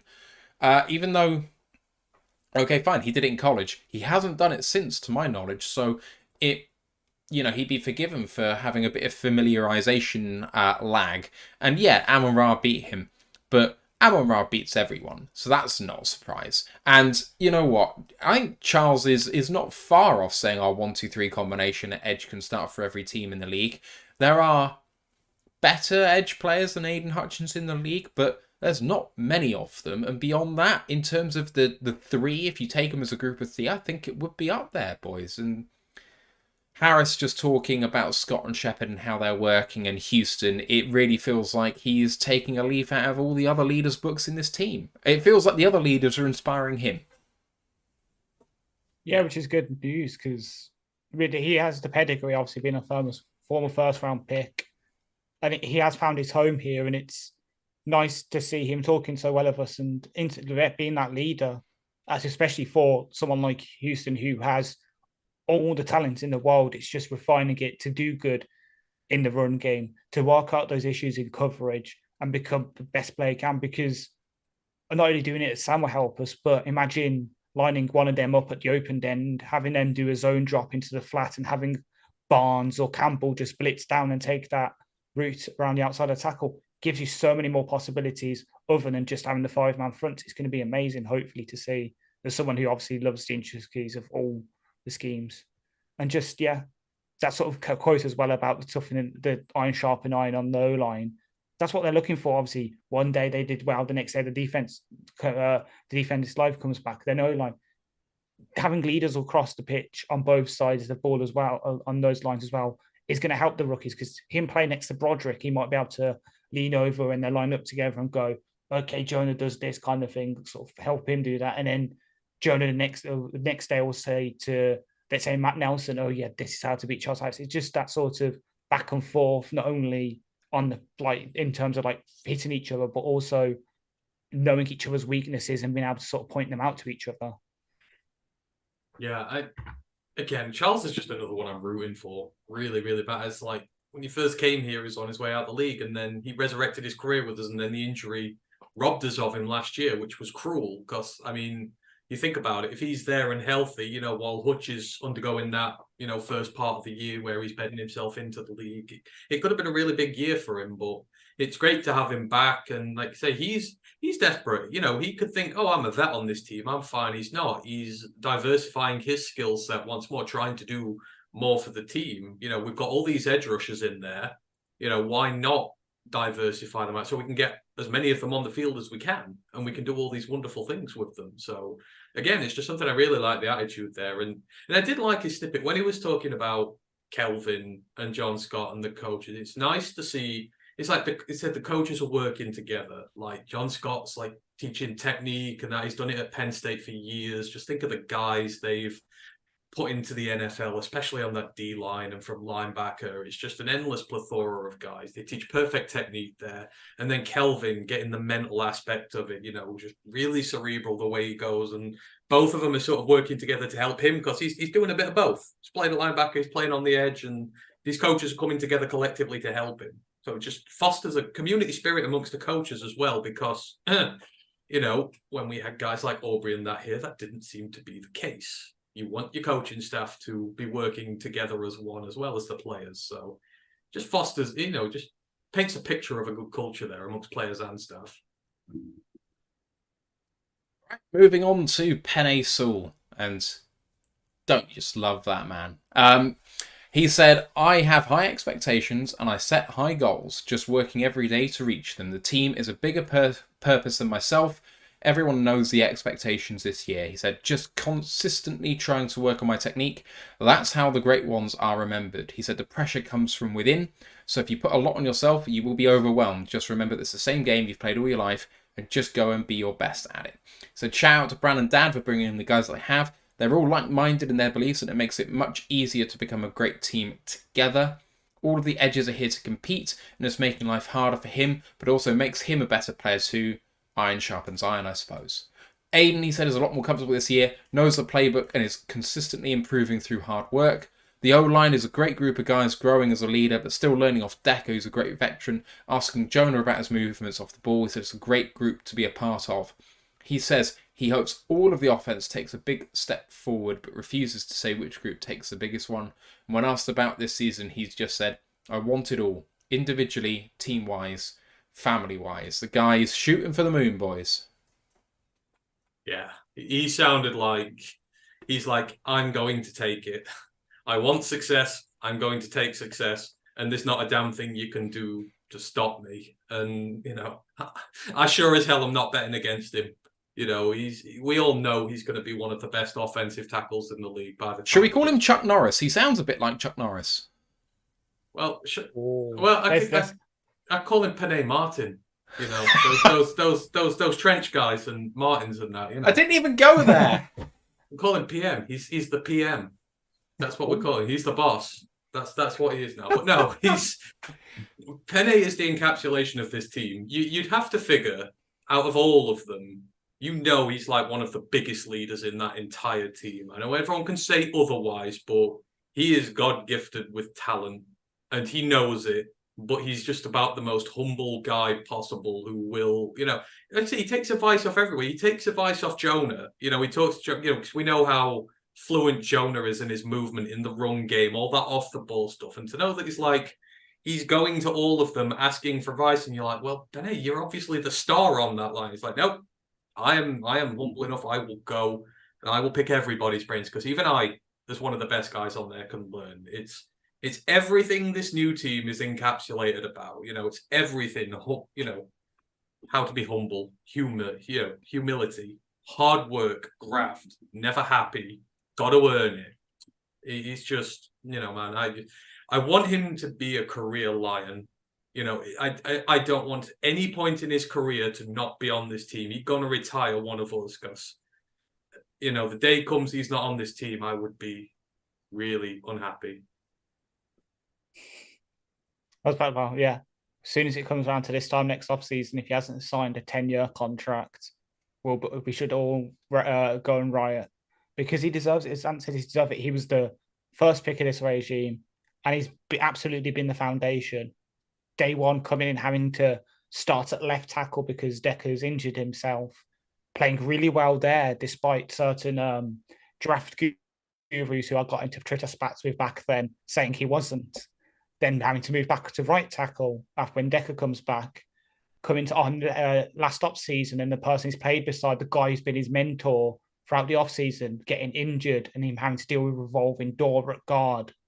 So now this off season, getting disrespected by certain sports games who, despite giving him a 98 run block, decide to not value him anywhere else and giving him something like 48 catching when the guy deserves 99 and 99 spec catch and catching traffic. This is a guy who would, if he comes in and he gets a 99 PFF grade week one, but he still gives up like one bad block to George Karloftis, he's going to turn around, sit down and watch that one bad block 99 times over and work out what to do better the next week. To sort of bring my football into it, he seems like, if we're playing English football, he'd be someone that would fit in right into my team where the same thing happens. You might do really well, but you sit down, you look at the mistakes and you learn, because there's always something you need to learn. You could go around and spank a team that's qualifying for the Champions League 3-0 at home when you're getting written off. But still, you can the coach will turn around and say, we need to do this, this, and this better. Saul is that kind of guy. And yeah, he's hopefully going to retire a Lion. He's going to get that gold jacket and he's going to have 6 rings on his fingers. I was about to say, let's just hope he doesn't wait as long for silverware. I'm not that young. I heard that last week, and I was waiting. I was hoping yesterday we'd win so I could shut that up, but it just have to be the Conference League this year. All right, moving it on to Dan Campbell, July 29th. He praises Chris Spielman, says he's a confidant who helps keep him straight and says what he needs to hear, not what he wants to hear. Wants to give him props because he does not talk about him enough. It feels like, very much, boys, actually, that Chris Spielman does go under the radar a lot, but we'll circle back to that in a sec. Thought the first practice in pads went very well, very clean, started to see the fundamentals show up. Said Antoine Green got a little overheated, so he's taking the day off. Only player to fall foul of the heat. We've heard from lots of the guys in Detroit about quite how hot it is out there, so I hope you're all doing all right over there. Said CJ is back out there on a limited individual basis. Be good to get him back in the flow. With the rest of the DBs, he said he's seen Branch be uber productive against talented athletes in a very strong conference and not afraid about the stop-start nature of his off-season and how it would affect him. He had a great first day in pads. He said we like Gilly, i.e. Stephen Gilmore. As they'd liked his tape coming out of college, but they need to see him gain mass and get stronger, but they see growth that they like. In Jameer, they said he's been asking a lot of questions in a good way, and David Montgomery is really helping him out. They like the pairing and the backfield that they present together. Players really appreciate having the fans and the energy that they bring in practice. I believe that the 29th of July was the first practice with fans in it. Said the vision for Glasgow is what they thought it would be when they signed him, that he's done well at guard and he's going to bump into centre to take reps when Frank comes out, just goes in and handles his business. He said he's fired up about Jonah, who's picked up right where he left off last season and still sees room for him to grow even further. He's intense and urgent. He said Alim failed to mention his weight loss was first and foremost... and really? Well, yeah, of course I'm putting this in. I put all this stuff in there. And I know it's not true, half of it, but all right. You've got to say it. Said, very much tongue-in-cheek, that Alim failed to mention that his weight loss was first and foremost for an underwear photo shoot he did in the off-season and then transitioned it to his game. He's not lost his strength and he's a lot more twitchy and getting an edge on rush. Reminded him that whilst this is good, he's got to remember his roots and never lose the ability to be a run disruptor and anchor first and foremost. And about Will Harris, he said, I love Will Harris. I do. That sounds like someone who's protesting too much. He's a pro, doesn't have to worry about him, plays safety, nickel and outside corner. He's steady and reliable. Guys like him help you sleep good at night. Boys, I didn't realise that we needed to see Alim McNeil in an underwear photo shoot, but there we go. Again, Dan Campbell is Dan Campbell, but how about that for Chris, giving him a shout out there? I mean, he's the underrated guy in all of this, right? Comes in, helps the hiring of these coaches and this GM, and then has consistently been there whilst this regime has gone from strength to strength. And he is the forgotten man in a lot of ways. Oh, he's not forgotten by me. As soon as you mentioned, I remembered he's there. I've pulled up today's quote that's come out from Spielman because again, it's not as good as the Aleem underwear shoot comment, but talking about Jack Campbell, he's quoted as saying, "Here's the thing: to play linebacker, you have to have instincts. And let me give you a quick analogy on instincts. At Easter, I was at home and one of my daughters got a new dog, and there was a piece of pizza up on the counter, and this little dog, one bound, leaped and got the pizza. I said, damn, that's blue chip. That's elite ability right there. Then the ball was thrown. This sucker jumped over the couch, planted without hesitation, made a direct 90-degree cut, was able to pick up the ball on the run. Beautiful. So all this explosion and athletic ability. Then all of a sudden, the doorbell rings. You know what this dog did? It goes to the wrong door. Got no instincts. Can't happen. He can't play. I just said, look, man, don't count on him as a guard dog because if a burglar comes in, he's just going to go to that back door and the burglar's going to run out all your stuff through the front door. You can't count on him. So when you draft that position, you better have instincts. If you don't have instincts, he's got no shot. And Jack has got them. So you compare Jack Campbell to a dog jumping up onto a counter for pizza. Like Spielman's got his hand on every single part, and yet he's still there to do the evaluations on positions he knows. He knows linebacker inside and out. And if Campbell turns out anything like Spielman, we've got an absolute dog on our hands. Pardon the pun with that analogy I've just used. But that's rough, mate. But Yeah, overall, this Dan's press conference. Did he just make a joke? I didn't even notice that one. Yes. But, and again, just on Dan's presser. That joke lacked Will pedigree. Harris. Come on, chum. Turn it down. I don't know these two. Shut up, They Martin. are. They've just appeared on the show. I'm going to make it even worse for you, I'd Ant. Dan has the greatest deadpan delivery in history. He just says that without missing a beat. You actually think it's Yes, true. I know. Dan Pask just pointed out that Ash did say exactly what I thought you said, which is that Ash said ant stinks rather than instincts. Oh, thank you. And instinctual. But I'm going to make it well. I'm gonna have to make this thing that he's got me on the brain. I'm in his head. Yeah, after that Villa comment last week, yes, you are. I thought that was hilarious. I just came up with that on the fly. I was listening to it when I was unpacking. You should have seen my face. But I'm going to make it worse for myself because I'm about to say, see, Dan likes Will Harris too. Stop ragging on the guy. He might not be amazing, but as your sort of 6DB, perfect. Talking about Will Harris, why don't we talk about Will Harris? Because he was in front of the mic as well. Very, very, very quickly, I would just say, Will Harris does. I agree with Dan. Will Harris helps me sleep at night. Just not good. Just the opposite feeling we have. So, hey ho. Was that a joke? Was that a joke? That was worse than mine. It just comes out that I'm a big Will Harris. That was the opposite of Martinging. What was that? That was Covingtoning. That was. God, I best hope you don't find my Will Harris burner account. Right, let's talk. Yeah, go. Let's talk Will Harris because he was in front of the mic. He's a brave man, and he said, "I take a lot of pride in my work ethic and how I carry myself." He said he could never imagine that he's still being here after 5 years. I mean, 80% of the fan base feel the same. You said that, not me. The thing is, I really like Will Harris, so it's funnier. Anyway, he said, having Cam and CJ here, they are two really productive veteran guys coming from successful teams in their own right. He said, we've got a lot of young, super talented guys in the room, and it's good to be able to help them, especially with the mental side of the game. He said, spending a lot more time in the film room.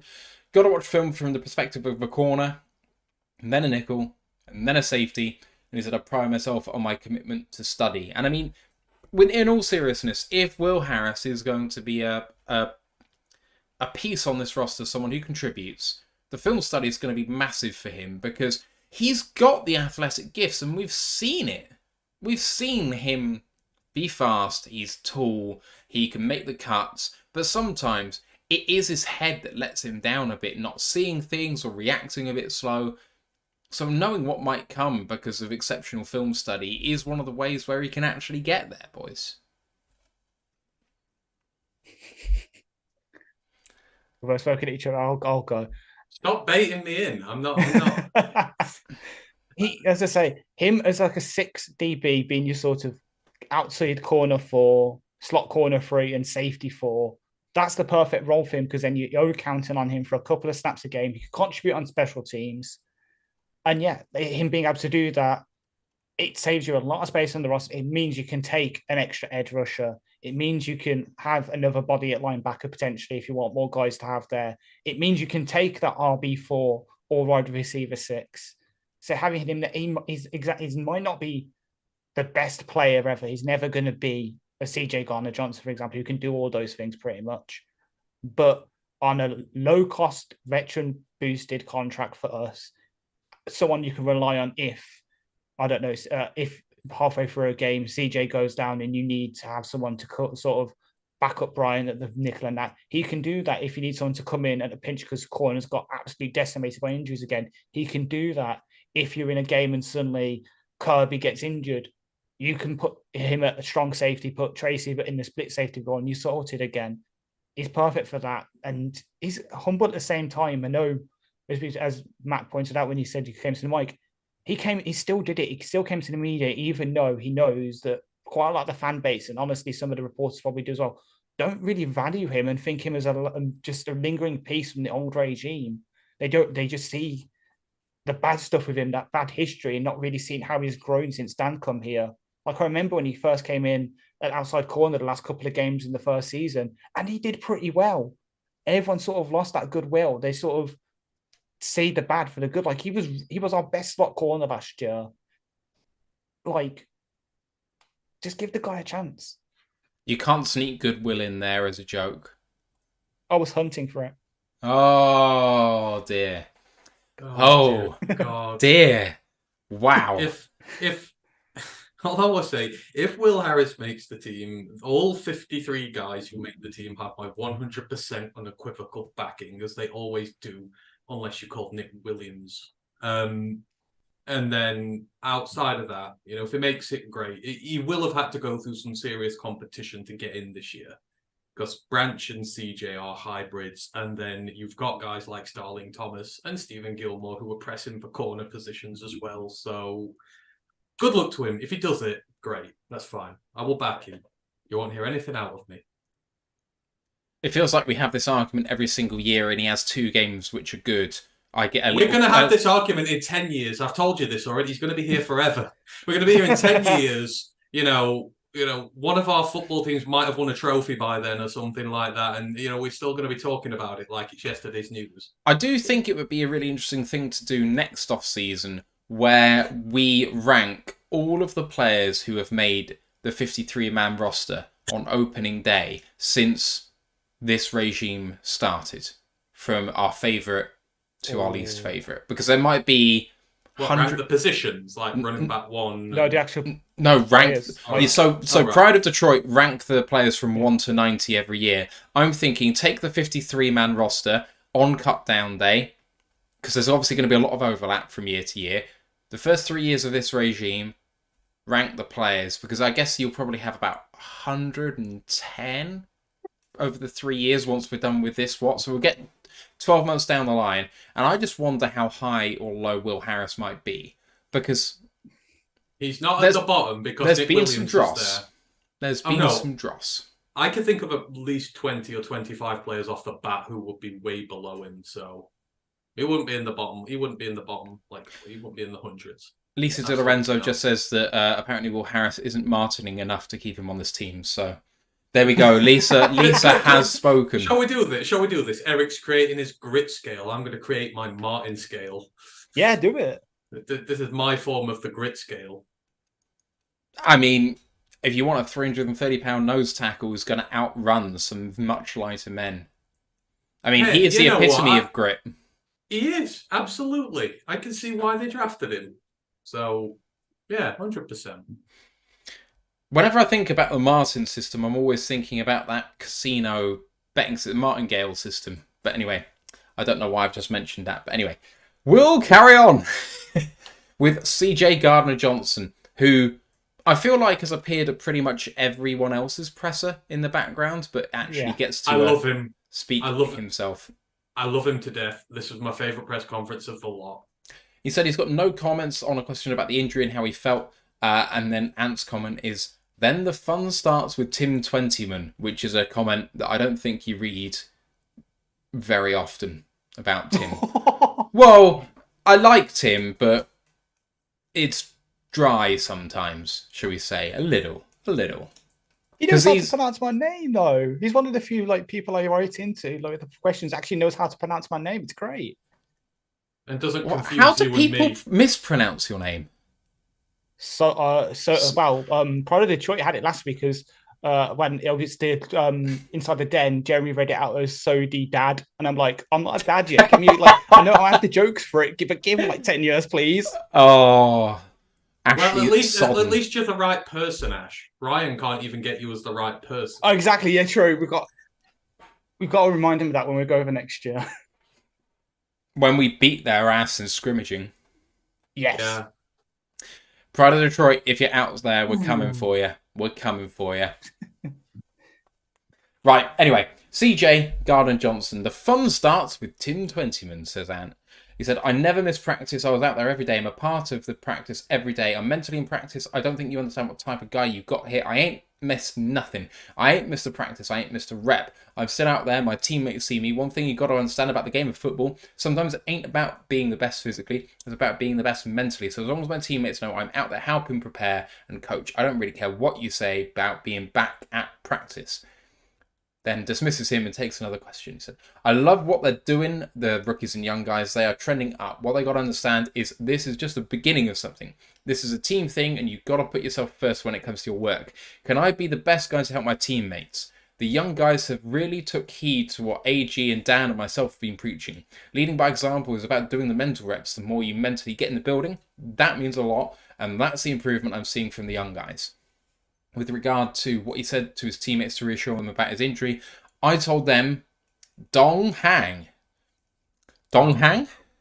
Dong Hang. I told them. Dong Hang. They head. Don't hang. Don't hang. Don't hang their head. Dong Hang. I was writing very quickly. Don't hang their head. Don't hang the head. I'm still in the building. I'm in at 6 o'clock every day. I'm going to beat you in the building regardless of whether I'm hurt or not. That's the level and standard I was raised up in with Dan and AG before I got here. He said, I'm contagious like the flu. It's going to go through your body and you're either going to get it or don't get it. That's not because I'm cocky, but because I'm confident in my job. With respect to the biggest gains the secondary have made, he said, understanding. We ain't played it down together, and until we do, we got to understand what we can do now, not in the future. He said, I ain't got a starting job. I turn up every day and do the best I can because I want a starting job and I got to go and earn it. On Jamo getting his flu, he said, Jameson's just a sick person in general, not in a bad way. He's just his own type of player. When you can explain to him... Oh, God, I've lost my place because it's gone all the way up. Bloody prep sheet. Where am I? There we go. Thank you.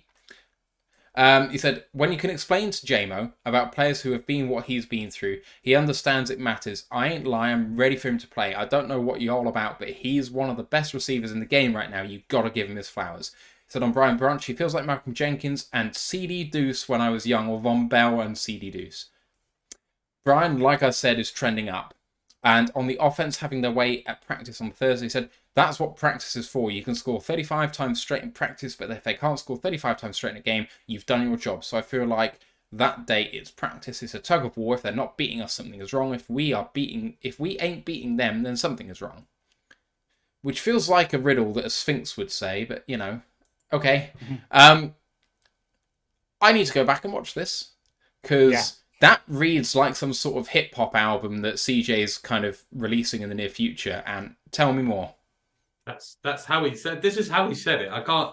But you know, I mean, people saw it. Tim was asking him about how, you know, how did it feel to get back in practice after missing practice. He took exception to the missing practice comment because he thought it was insinuating that he wasn't in the building, that he wasn't around the guys, and he's like, I'm not that sort of guy. Even if I'm injured, I'm in the building every single day. And Tim asked him like 6 questions on it, and this is sometimes the thing I hate about the beat writers. They ask stupid questions, and sometimes they need calling out on it. You know, it's like he was injured for what, 2 days, and like he was doing light reps. He was there. It's a bit of a stupid thing to ask, and I think CJ quite rightly took offense to it. But he's just like, it's not all about physical reps. It's about as much as the mental reps, watching the tape, doing all that stuff. You don't need to be out there taking physical reps every day, especially when you're a guy like him who is really experienced in the league. He's one of the best at it. He doesn't necessarily need those reps. I mean, like we all said, we'd sit him until the season if we could, just to avoid him getting injured because he doesn't need it.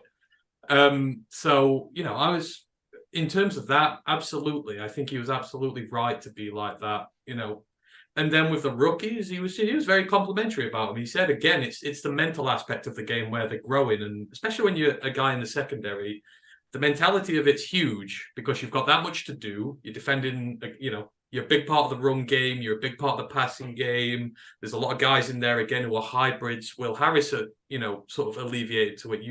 You can't watch tape once as one of these guys. You've got to watch it from the point of view as a corner, as a nickel, as a safety.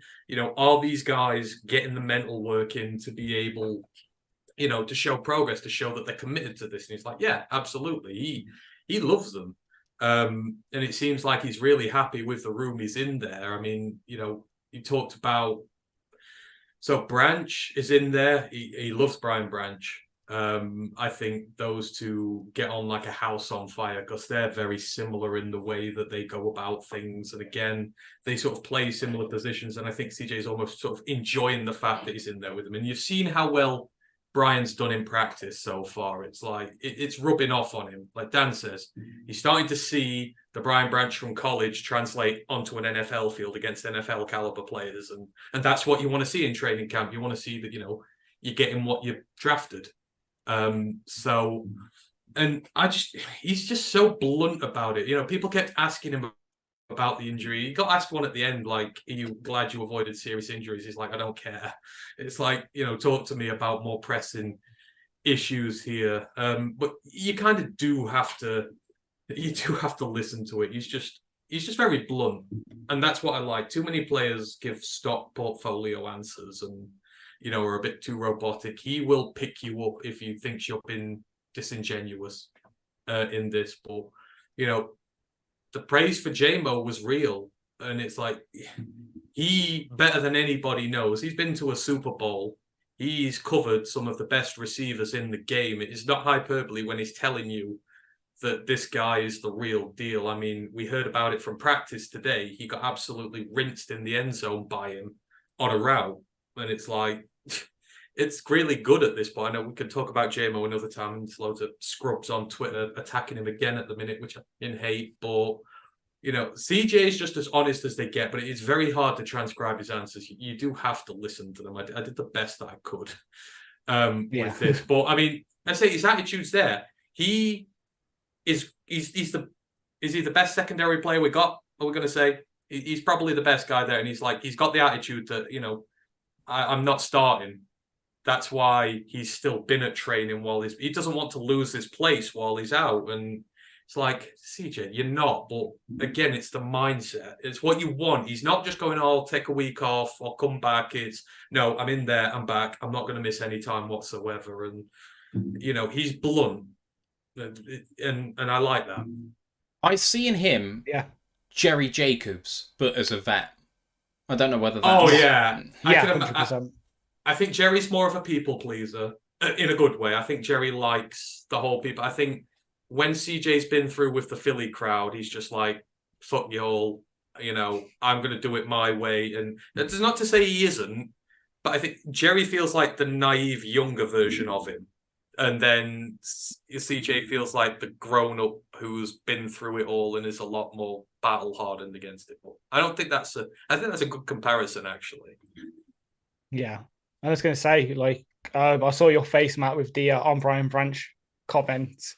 And because when I came onto the document, I saw Ant transcribing this, and I saw he didn't pick up on either. So CJ Gardner-Johnson, his rap name is CD Juice, as in SEEDY space Deuce, like Juice Staley. It's him comparing him and Brian Branch potentially being like Malcolm Jenkins and him, or Von Bell or him at the Saints when they had a really good defense. When they were one of the best secondaries under Glenn, he's actually really big enough branching, saying, "Look how good I was with Malcolm Jenkins and Von Bell back in New Orleans. That's what me and Brian can be like this year." Which, if that happens, God help any QB we come up against, because Malcolm Jenkins was one of the best hybrid safeties in the league when he was kicking out. Von Bell, while not being exactly a star, was a very, very solid, strong safety, nickel hybrid kind of guy. And obviously, CJ Gardner-Johnson, he's one of the best safeties in the league right now. So if you have that potential of having that kind of secondary with them two, then you've got Tracy and Kirby behind them. Kirby, who's honestly on an top, like, he might be hyperbole for me because obviously I'm the big Kirby Joseph guy, but an Earl Thomas style career arc where he could be a real playmaking single high safety. Tracy's a sort of stable vet guy who can come down and do a bit of everything, blitz like a missile and hit you in the backfield, but also cover really well. All the corners with Jerry, with Cam, with Mosley, all coming through. We could have a really, really good secondary this time next year. We could be looking back and saying all that disparagement we've got from everyone else saying your secondary doesn't have, but you've got a good defensive line, but your secondary is nothing yet. We could look back and say, how wrong were those people? We really had a good secondary. We could really come out here and absolutely blitz people. And he's infectious energy as well. He's saying he spoke it like a hip hop album because number one, that's what he does, but also that's what all these players do. Aleem releases music. I think Jerry's been on one before in college. Hip hop is the language of the kind of players now. Pretty much everyone's doing it. So him being able to speak like that, it's relatable to both the players he plays with, but also my kind of generation of fans, where that's how we see quite a lot of things is through that hip hop lens. So he's really got that connection with those kind of fans as well, and especially with Detroit with the rap history it's got. Obviously, with an Eminem coming down and doing "Lose Yourself" at that boxing match the night before, there's the connection with rappers. Like, he's just already made that connection with the team and with the city, and that's a really good thing to see. Because if Glenn does well and sticks around, so could he. And suddenly, as I say, we could have one of the best secondaries in the league this time next year. And I didn't want to do him a disservice by Englishing it up.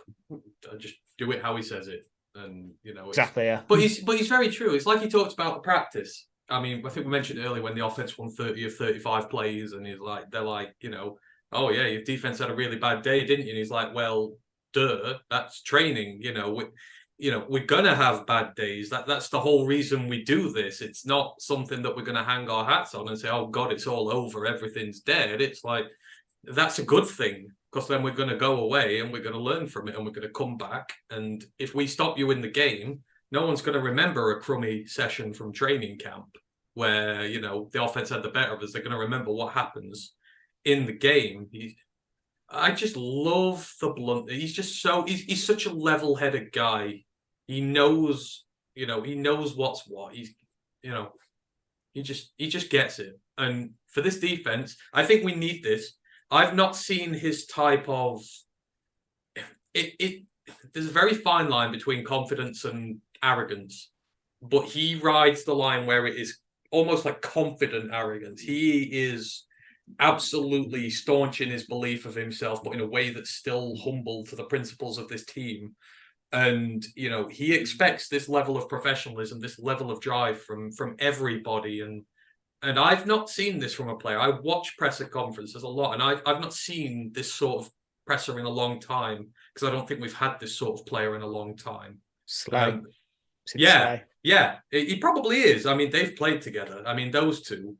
I mean, oh God, I would hate to be a reporter doing a presser with them two. I would make damn sure very well my question was relevant, but yeah, CJ is something we've not had in a long time, and when you listen to him speak, you'll understand why. All right, big thanks and shout out to Big Aries 70 on Twitch, subscribing at tier 1 for his 19th month. His 19-month streak says, I'm not able to watch live as much with a changing work schedule, but you all do great work. Thanks, Big Aries. Appreciate you very, very much. And we've got one more presser to break down. We're not going to cover today. We'll do that on our next show, but we've got Dan Campbell to talk about in just a second. But just before that, just want to talk about all the things we got coming up in the future, because I do feel like once we get to the end of the show, that sort of thing gets a bit left out. So Thursday's show, College Podcast, Mountain West Conference Preview Part 2, finishing off the Mountain West. That'll be the 4th Group of 5 conference that the boys would have profiled. So go ahead, check that out on Thursday. It's going to be a great one. And we've got Jameer Gibbs tape breakdown coming up on Sunday. It's on his own, as the respect we give to the first overall pick for the Lions this season. And that means you get a double dose of him. So really looking forward to breaking that down with Ant and if anyone else is available from the Royal Lions boys, but we'll see. And then we'll be breaking down week 2 of training camp this time next week. Looking ahead to the season, I'm looking to be live streaming at every single Lions game this season. I'm actually on purpose not going to London at all this year for the first time in the last 6 years, because I want to be live streaming during every Lions game. So if you want to watch the games with us, we're going to be doing a live stream every game. We're also going to be doing review shows on a Monday and preview shows probably on a Thursday, but that's TBD because we've got to do our annual general meeting before the season kicks off. So that's what we've got coming up for the rest of the season. As always, we're going to try and get on guests from around the league, especially on the preview shows, to have a chat with our friends that we've made throughout the last few years doing this show, to have a look at the teams that they know so well. So we've got a great season coming up, and of course it culminates after the season's all over with the draft in Detroit.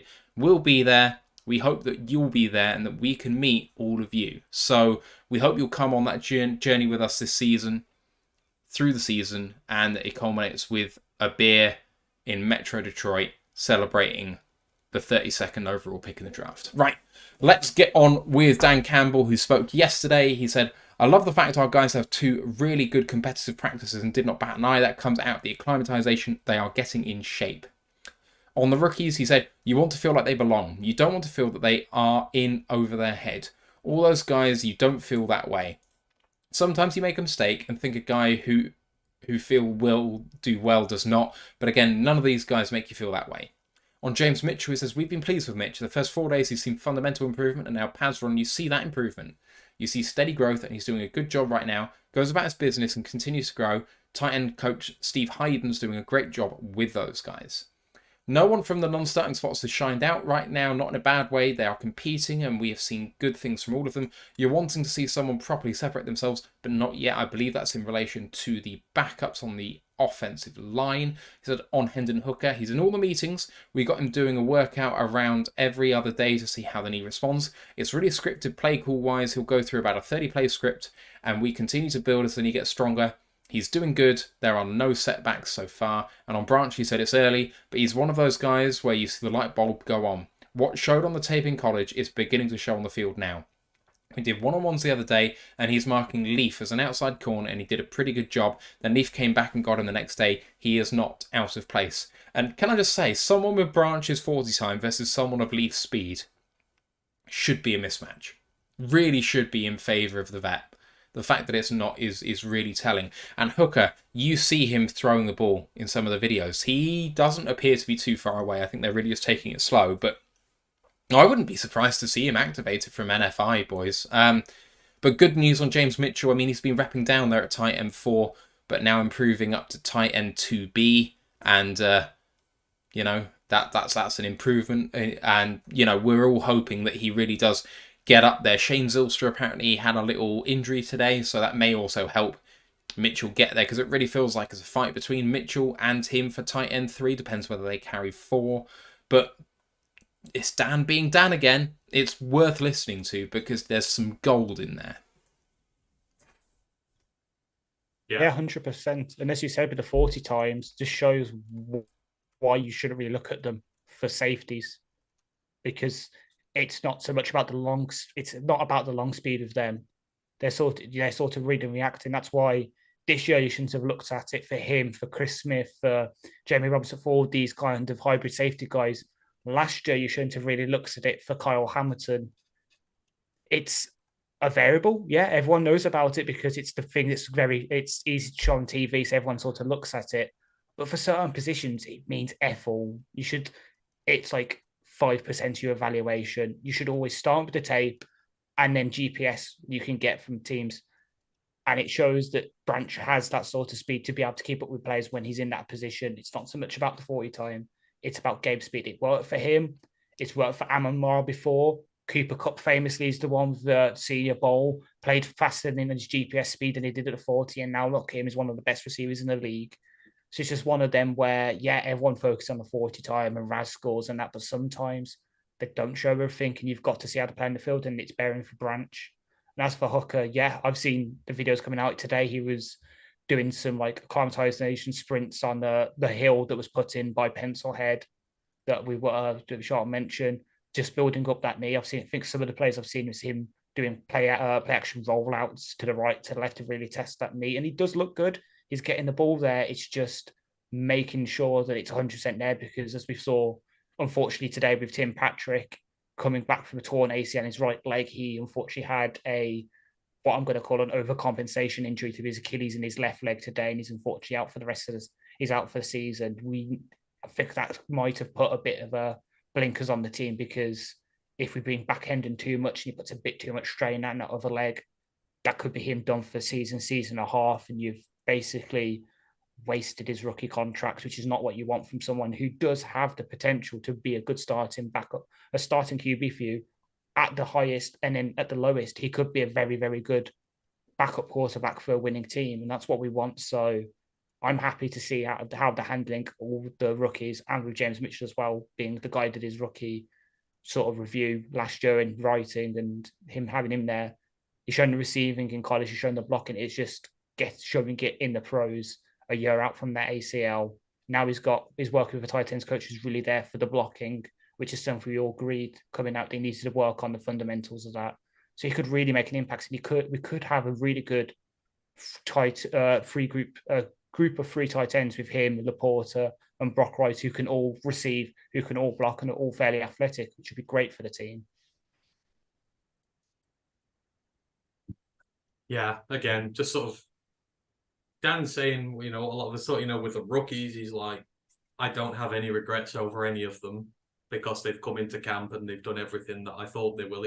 It goes back to the whole thing where he thought, are some guys going to struggle? Are they going to struggle to deal with the tempo? Are they going to be a liability? Sometimes you'll draft a guy and he's not what you expect when you get him into pads on the field. And it's like with all these, it's like, no, yeah, we made the right decision with every single one of them, which is, it's a bold thing to say your entire draft class, because odds are one of them might not work. Odds are one of them's always going to be an outlier, but they seem to be impressed. And he's talked about pretty much all of them at depth. He's given Green time. They've talked about Sorsdal. He's talked about every single guy in detail. So, he's obviously quite happy with these guys. Like I say, they don't seem to have, flamed when it's come to this training. If anything, they seem to have been like, you know what, we relish this. Put us under this pressure. We'll just prove why you drafted us, because we're that good.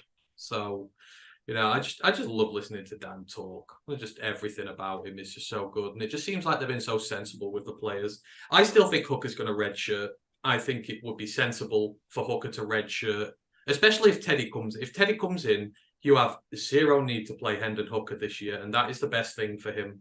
Get his knee in full shape. If you do want to bring him back, cut Sudfeld's ass and bring him in as quarterback 3 and give him some game day experience, get him doing a little bit and that, and then slowly move Teddy out the way. But there's no need to rush him. They're doing it slowly, gently. They know they don't need to rush him back for the season opener or anything. It's just, and that's what you want to hear with the injuries, because that's one of the big things with this team. It's had so many injuries over the years. You want to see that they're treating them properly and that these long-term issues go away. It's like with JMO. JMO's had no issues with that knee since he's come back, and he's had a little knock, but nothing to do with this big injury. They've conditioned him right. They've brought him back right. Go for it with them. And just as an aside, a quick thing in the chat I saw from Ken. Ken asks the big question: when are we going to get Gibbs's rookie song? Because I'm absolutely stoked. He did it. He picked a banger, and I need to watch it if he has. He sung Mario, so it's like perfect. Yeah, we need the tape. Choice of song. Perfect song, Jameer. I absolutely I saw that and I'm like, wow, I love Jameer Gibbs more than I did before, and I didn't realize that was possible. But hey ho, you can always be surprised. Right, if you are on YouTube, if you are on Twitch, stay right where you are, because we're signing off on the audio recorded pod, but we're going to take your questions after the show. So, our next show, as I mentioned, Thursday for the college show, Sunday for tape review for Jameer Gibbs, Monday main pod, second week of training camp, full review. Hope we'll see you then for that if you enjoy these little couple of hour pods because we really do break down the week in lines. Find us on Royal The Lines UK on YouTube, Twitch, Facebook, Instagram, and Twitter. Is it called Twitch? Twitch, Twitter. I don't know It's anymore. called X so now. Twitter. It's called X.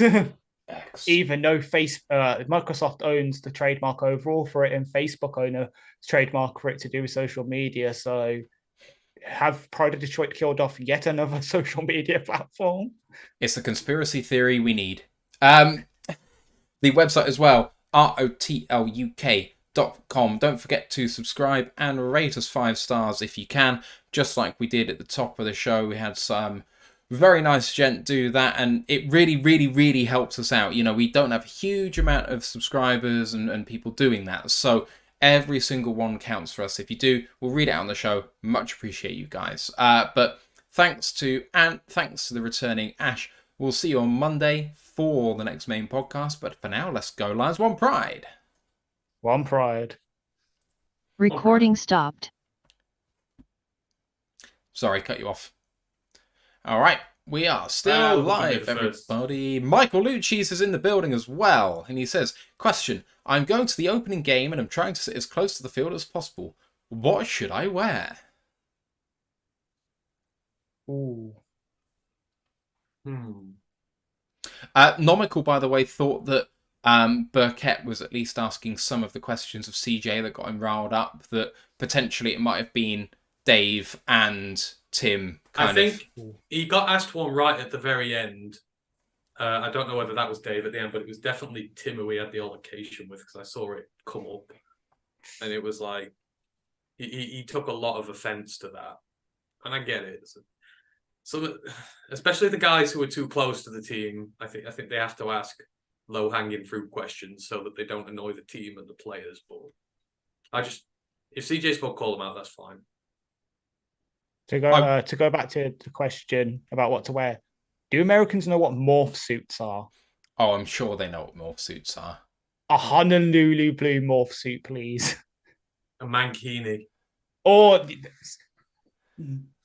a Honolulu blue mankini. Or in appreciation of this episode name, get yourself a Broderick Martin jersey and wear that. True. Martin. I love it. I just have this envision now where I can get like 100 people just with Martin with shirts on the back, and it's like the Martin guy. I'll see if I can find you a San Martin one on eBay. You can repurpose it. Michael Lucci says, "Oh no, lol, no one wants to see that." But James A. McClaw in Twitch says, "This American does not know what a morph suit is. He did spell it correctly." And said, "But the obvious answer of what to wear is nothing, lol." And Detfanman says, "What the F is a morph suit? Sadly, I doubt we Americans have any idea." A morph suit Give me 10 seconds. A morph suit is basically a full body stocking. Yeah, pretty much. For want of a better phrase, it's just a monocolor full body stocking. Yeah, there you go. That's it. If you're a man, it displays the jewels in all their glory. That's what I'll say.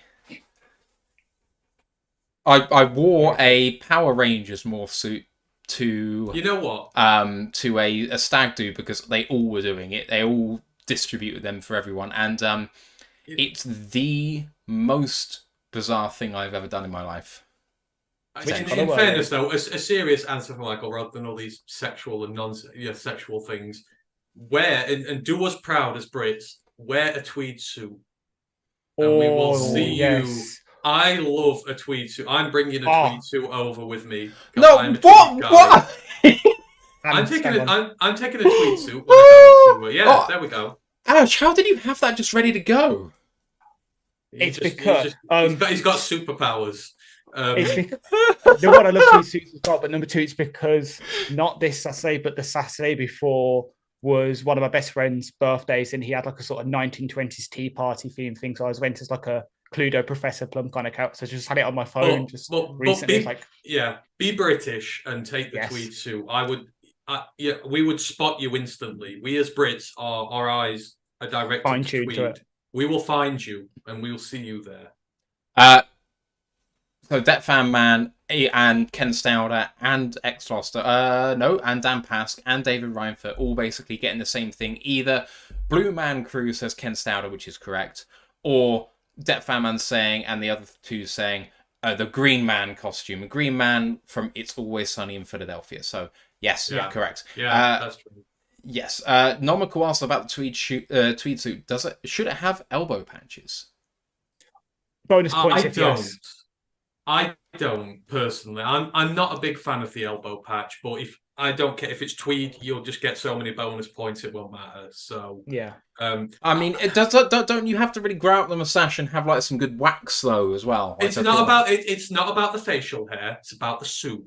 Not about the get up to go with it. I mean, to grow one of the proper handlebar mustaches is very difficult. So I'm not gonna. You know, it's like Ash there apparently can't grow a mustache, or do you just shave it off? I because I can't grow one properly, I do shave it off. Yeah. So it's like me. I grow a really good beard, but my mustache is always like pitiful. So I can't. You've got to have the hat to go with it, though. You've got to have the cap. That is a big part. Now you're going to Peaky Blinders territory, and I can't back that. You're Brummy. Yes, but it's the blue side of Birmingham, the bad side of Birmingham. The League One dwellers, Birmingham. The one that have won a trophy in your lifetime, Birmingham. So, you know, let's... League Cup. They got relegated Arsenal. The same year. League Cup against Arsenal. Who didn't? Guess who they knocked out in the semis to get to that League Cup final? When was that? 2012. Okay. See, he remembers. He remembers the rival trophies. I mean, I just remember us beating them on penalties in the League Cup final 2001. That was a beautiful thing because that included a very young, future England striker who never missed a penalty in the Premier League, missing a penalty for them to lose in that League Cup final. But there we go. To put my point into question, I wasn't actually suggesting the Peaky Blinders type cap. I know. You can do a tweed suit with a proper hat as well. It just depends. Yeah. You've got to get the right style to go with it. It depends. If you're a fine, eloquated gentleman, Michael, then go for like the top hat type. If you're just eloquated? Like, eloquent. Yeah, I mean, just speak well. Yet. I mean, just speak well, speak properly. You Southerners wouldn't understand that. Ash is Midland, so he's fine. Okay. Worst take ever. If you are a blue collar worker guy who's down, or if you get the flat cap to go with it, that's how it works. But I am rocking a tweed suit when I go to Detroit. Okay, so apparently the definition of eloquate, according to Merriam-Webster, is obsolete, to cause to flow freely, liquefy, liqueate, smelt. If you mean eloquent, yeah, then you have proven my point, sir. No, I have not. Doff your cap. It's been a long day. I've spent all day transcribing interviews. Cool Down Rat asks the easiest question in the world. Which is more British, a bowler hat or an Austin Powers Union Jack suit? Bowler hat. Oh, wear that, Michael. Please. Grandizer says, Hitchhiker's Guide to the Galaxy, where is your towel at? I must say my Hitchhiker's knowledge is dwindling. The last time I read it was almost 10 years ago. I'm ready for a good years. The bowler hat or the Austin Powers suit? It's got to be the Austin Powers suit. I feel Tet Fan Man says, where else could one get similar man life advice? What a treasure this pod has become. I tell you what, if you want to go for the Mr. Bean outfit. That's about as British as you'll get. You don't get more quintessentially British than Mr. Bean. Actually, to be fair, any of Rowan Atkinson's characters. Yeah, Blackadder's great. Despite the fact that he stole James Acaster's girlfriend, which is just the most ludicrous thing I've ever heard in my life. But like, shall we do that? Shall we go when we go to the draft next year? Shall we all be Mr. Rowan Bean? Atkinson? Rowan Atkinson characters. Like we'll beat guys out of like I'm Johnny English then. Oh no, you're not wearing the tux. You can wear the tux as Mr. Bean. Well, Mr. Bean would have the suit with the red tie. Yeah, I was going to say, because Johnny English is the youngest one, and the shittest one. You've got to take Teddy with you as well. Ken Stauder said, "Where's Waldo outfit?" Of course, we know him as Where's Wally over here. Yeah, Because he's a So- right Wally. So So you got lost. we got Johnny English, we got Mr. Bean, we got Blackadder. Well, yeah, so I'll be Blackadder, but it means I have to bring a fucking ruff. And I mean, I could probably pull it off. Feels but- right. This feels right. The Americans will have no idea who he is. Is Rowan Atkinson big over there? Do they know who he is? I mean, if they don't know what Bob means, then they've missed out. Bob. I mean, Hello. they know Mr. Bob. Blobby. So if you know Mr. Blobby, you should know. Exactly. James A. I mean, McClaw says we know who Mr. Bean is. Good. 'Cause I was Right. about to say his bit in the 2012 opening ceremony of the Olympics was the best part. Yeah, that's cracking. I love it. He said James A. McClaw doesn't know who Mr. Blobby is. But Mr. Bean apparently is well known over there, according to Let's just leave Yeah, Sleeping Dogs. Let's leave Sleeping Dogs lie with that one. Okay, Let's Death Fan Man says a group of costumed Rowan impersonators invading the Detroit draft would be the most unpredictably amazing sight. I truly hope this happens. If we get credentialed media for the draft, which I doubt, but I really hope so. If we invade it as Mr. Bean, and No, I still think we should do the whole. We should go as Rowan Atkinson characters. I feel Yeah, like that's something we Mr. should Bean and settle on now. Blackadder, and yeah, All of them, yeah. the Blackadder. Okay, series 2 through 4, the best television ever made. 1 Yes. is poor, and I have actually gone back and watched it now because everyone said ignore it, and they were right. It's terrible, but So we can, yeah. So we can all go as like different forms of Blackadder, like because he's Yeah. obviously so many different characters. I mean, you'd have to go as a World War One private sergeant. He's a private, isn't he? No, he's ranked. So Yeah. is he the leader of the unofficered?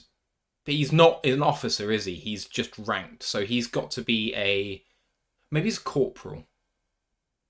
Give me 10 seconds. We should know this. He's a captain. He's a captain. Captain So he is. Blackadder.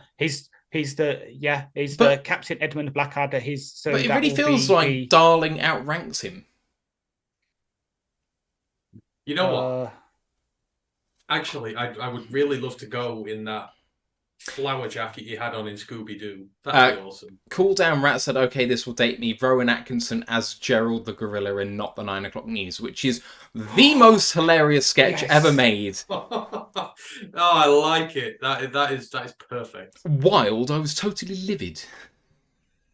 It's one of the best lines. That fan man Garlic says, was if the you same do line. that reasonably, you'll be featured on ESPN. Couldn't find a best way to plug the stream. A Grandizer says, yes. is this Sir Rowan Atkinson? Is he a Sir now? so Oh, he should be. I don't think he should be. is. Michael Lucci says, tweed He's suit not, and a he's single just- vintage Lions pennant. I agree, sir, with that. Yes. Rowan is not yet. He will be a Sir. It's inevitable, but he's not there yet. Is- Exos Oceans X says, as Brits, are you fans of the IT crowd? Yes. Resounding yes for me. We Yeah. we love the IT crowd. Maybe Yes, because I did it. it's just I true finally- to life. But I mean, yeah, it is, but it's just really funny and it's really weird. But I have a massive crush on the girl who plays Jen. I just don't know why. Love but her. But she's Yeah. great. I have that. You know, everyone has that like crush you don't understand, but you do anyhow. That's like she's that for me. Yeah. She's incredibly beautiful. I have a very similar thing, but for the girl in Spaced, No, that's fair. if you're Yeah. aware of that That's show. fair, that's She's fair. been in quite a few things with Simon Pegg and what have you, but I can't ever remember her name. It's really frustrating. I'm so looking forward to this draft trip now. Going as Rowan Atkinson characters. I mean, I don't think I can pull off Gerald the Gorilla. I think that might be seen as racist. I don't know. Well, there are plenty of Blackadder sketches that we can do. Just because he doesn't black up for the sketch, but he puts on a black mask, and I don't want to do that. Like, I just think that would be in poor taste. But there are Jessica- plenty of other things we can do. Jessica Hines and E. Stevenson is your answer on that. Jessica Hines, yes. Yes, I remember. Grandad said he's just watched Not That 9 O'Clock News with Rowan Atkinson. I mean, there's a lot of sketches of that show.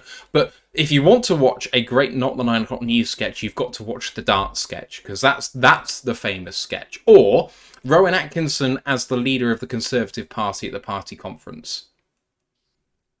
There's so many, but I like curry. But now we have the recipe. Can't we send them home? Oh, he's an underrated. Well, but one that's not so much a comedy role, but it was, but one that may be a bit more applicable to American audiences. Those who've seen Love Actually, Rowan Atkinson is the guy in the jewelry store with Alan Rickman. I love Alan Rickman. So I don't. See, that's wearing a pinstripe suit, isn't it? He's got like a nice pinstripe suit. I would love to go as Hans Gruber. Can I go as Hans Gruber? Is he a Rowan Atkinson character? No. There you go then. No, I don't care. I want to go as Alan Rickman. And I'm being. If we're doing that now, we've all got to do it. I'm being Rickman. Snape. I wear my uni robes. That can be my. Okay. We're doing this. I'm him in Robin Hood. 100%. Robin Hood Men in Tights. No, Robin Hood Men in Prince of Tights. Thieves. Is he not in Men in Tights? No, that's Carrie Elwes. Oh, damn it! Sorry. Yes, Right, you're Alan right. Rickman's the sheriff of Nottingham, and Damn Prince it! Robin Yes, Prince of yes, Thieves. yes, yes. You're right. Damn it! Because that's the famous story. He was going past a child who was like a toddler who's playing up for the mum, and he goes past. He says, "Continue being naughty," and he orders the sheriff of Nottingham and just walks away. I mean, to be honest, if I could find that outfit, I'd do it. It's such a great outfit. Just that big like black robe thing that he wears. The way he could throw his voice was ridiculous.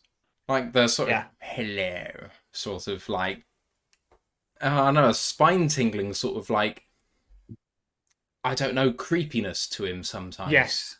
I feel like the dress up has to be a thing now. We just all do a famous British actor.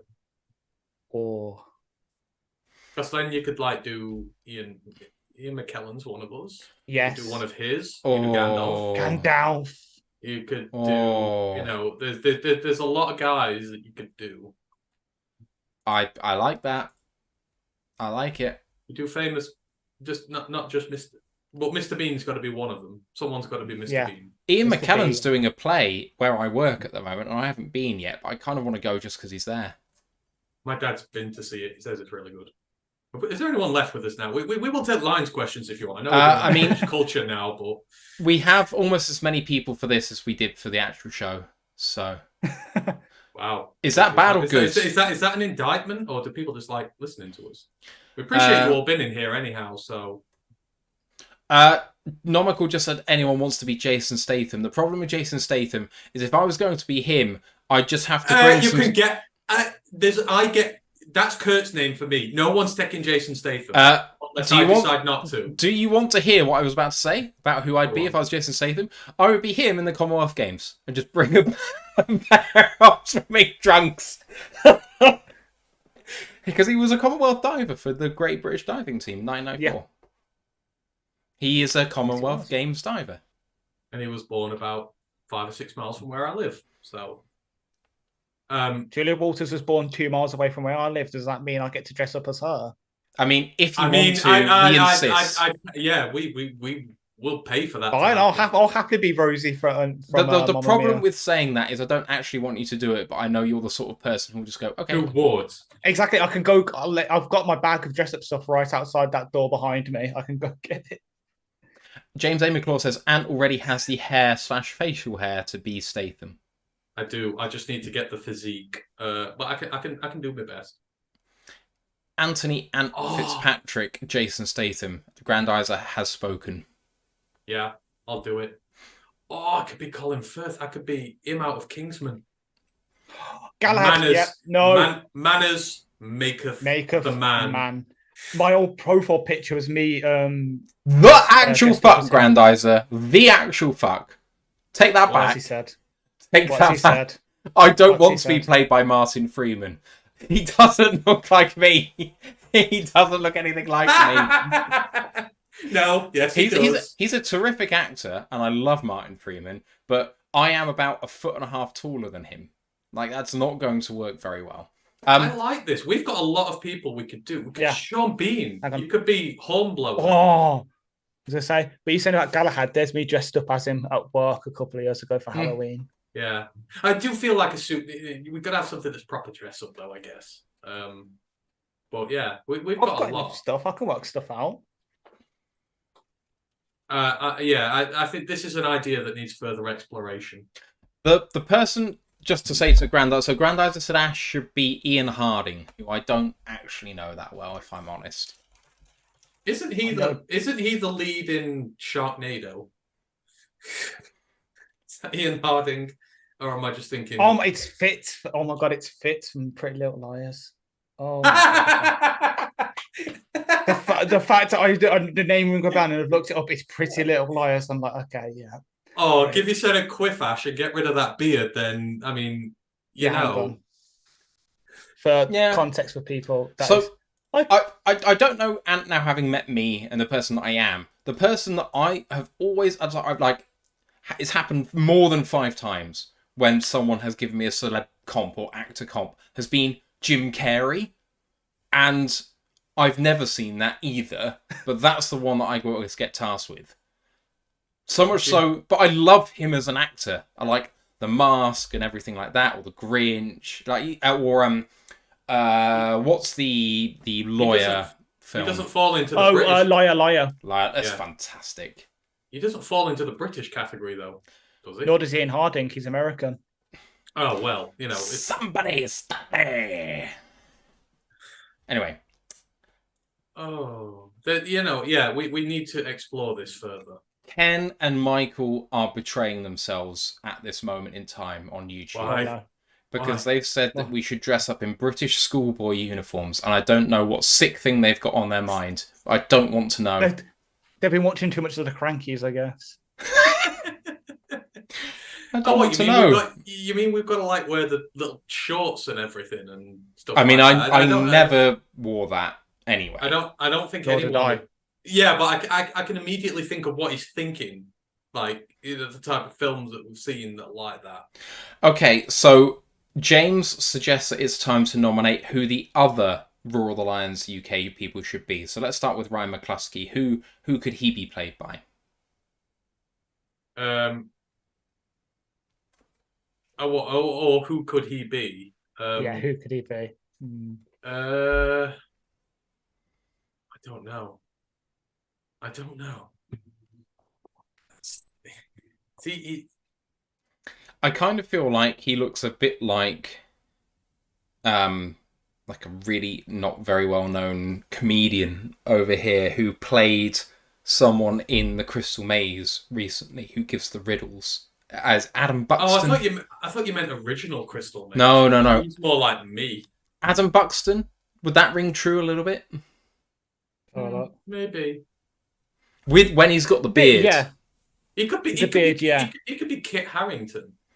You know, with the black hair and the rugged beard and the stuff like that. With the beard, I can definitely see it. With him clean shaven, looks completely different. But with the beard, I see it for sure. Yeah, you put a big, IKEA rug on him, scarf on him. Yeah, because that's what it was. Like Kit Harington. And give him a direwolf as well. Hanks, he's got Hank. Dan McGuinness says that Ant should be Stone Cold Steve Austin. You know what? I know he's American. I could do that. I even have an excuse to wear the knee brace because my right knee, like his, is the weak one. So I could do that. I could shotgun some beers. Yeah, I'll look forward to that. I mean, that's basically what tailgating is anyway. So go in the Stone Cold gear as a Brit. There's very few British. Hang on. You're trying to think of British wrestlers. I'm just trying to think of Matt with blonde hair, whether he'd be a bit William Regal-ish. He's not got a posh enough accent for William Regal. That just wouldn't work. No, scratch that. No, wouldn't work. Oh, Ryan could be Wade Barrett. Ryan is 100% Wade Yeah, I see it. He is Bad News Barrett all the way. I see it for sure. Like, what? Instead of Bad News, it's bad rant or something like that, as Grandizer would say. What about the lesser seen Stephen Collins? Oh, Now we've got to be careful here because we don't want to do the whole ageist thing and go with someone who's really old. He's someone who's very refined but young. He could be. Ooh, who could he be?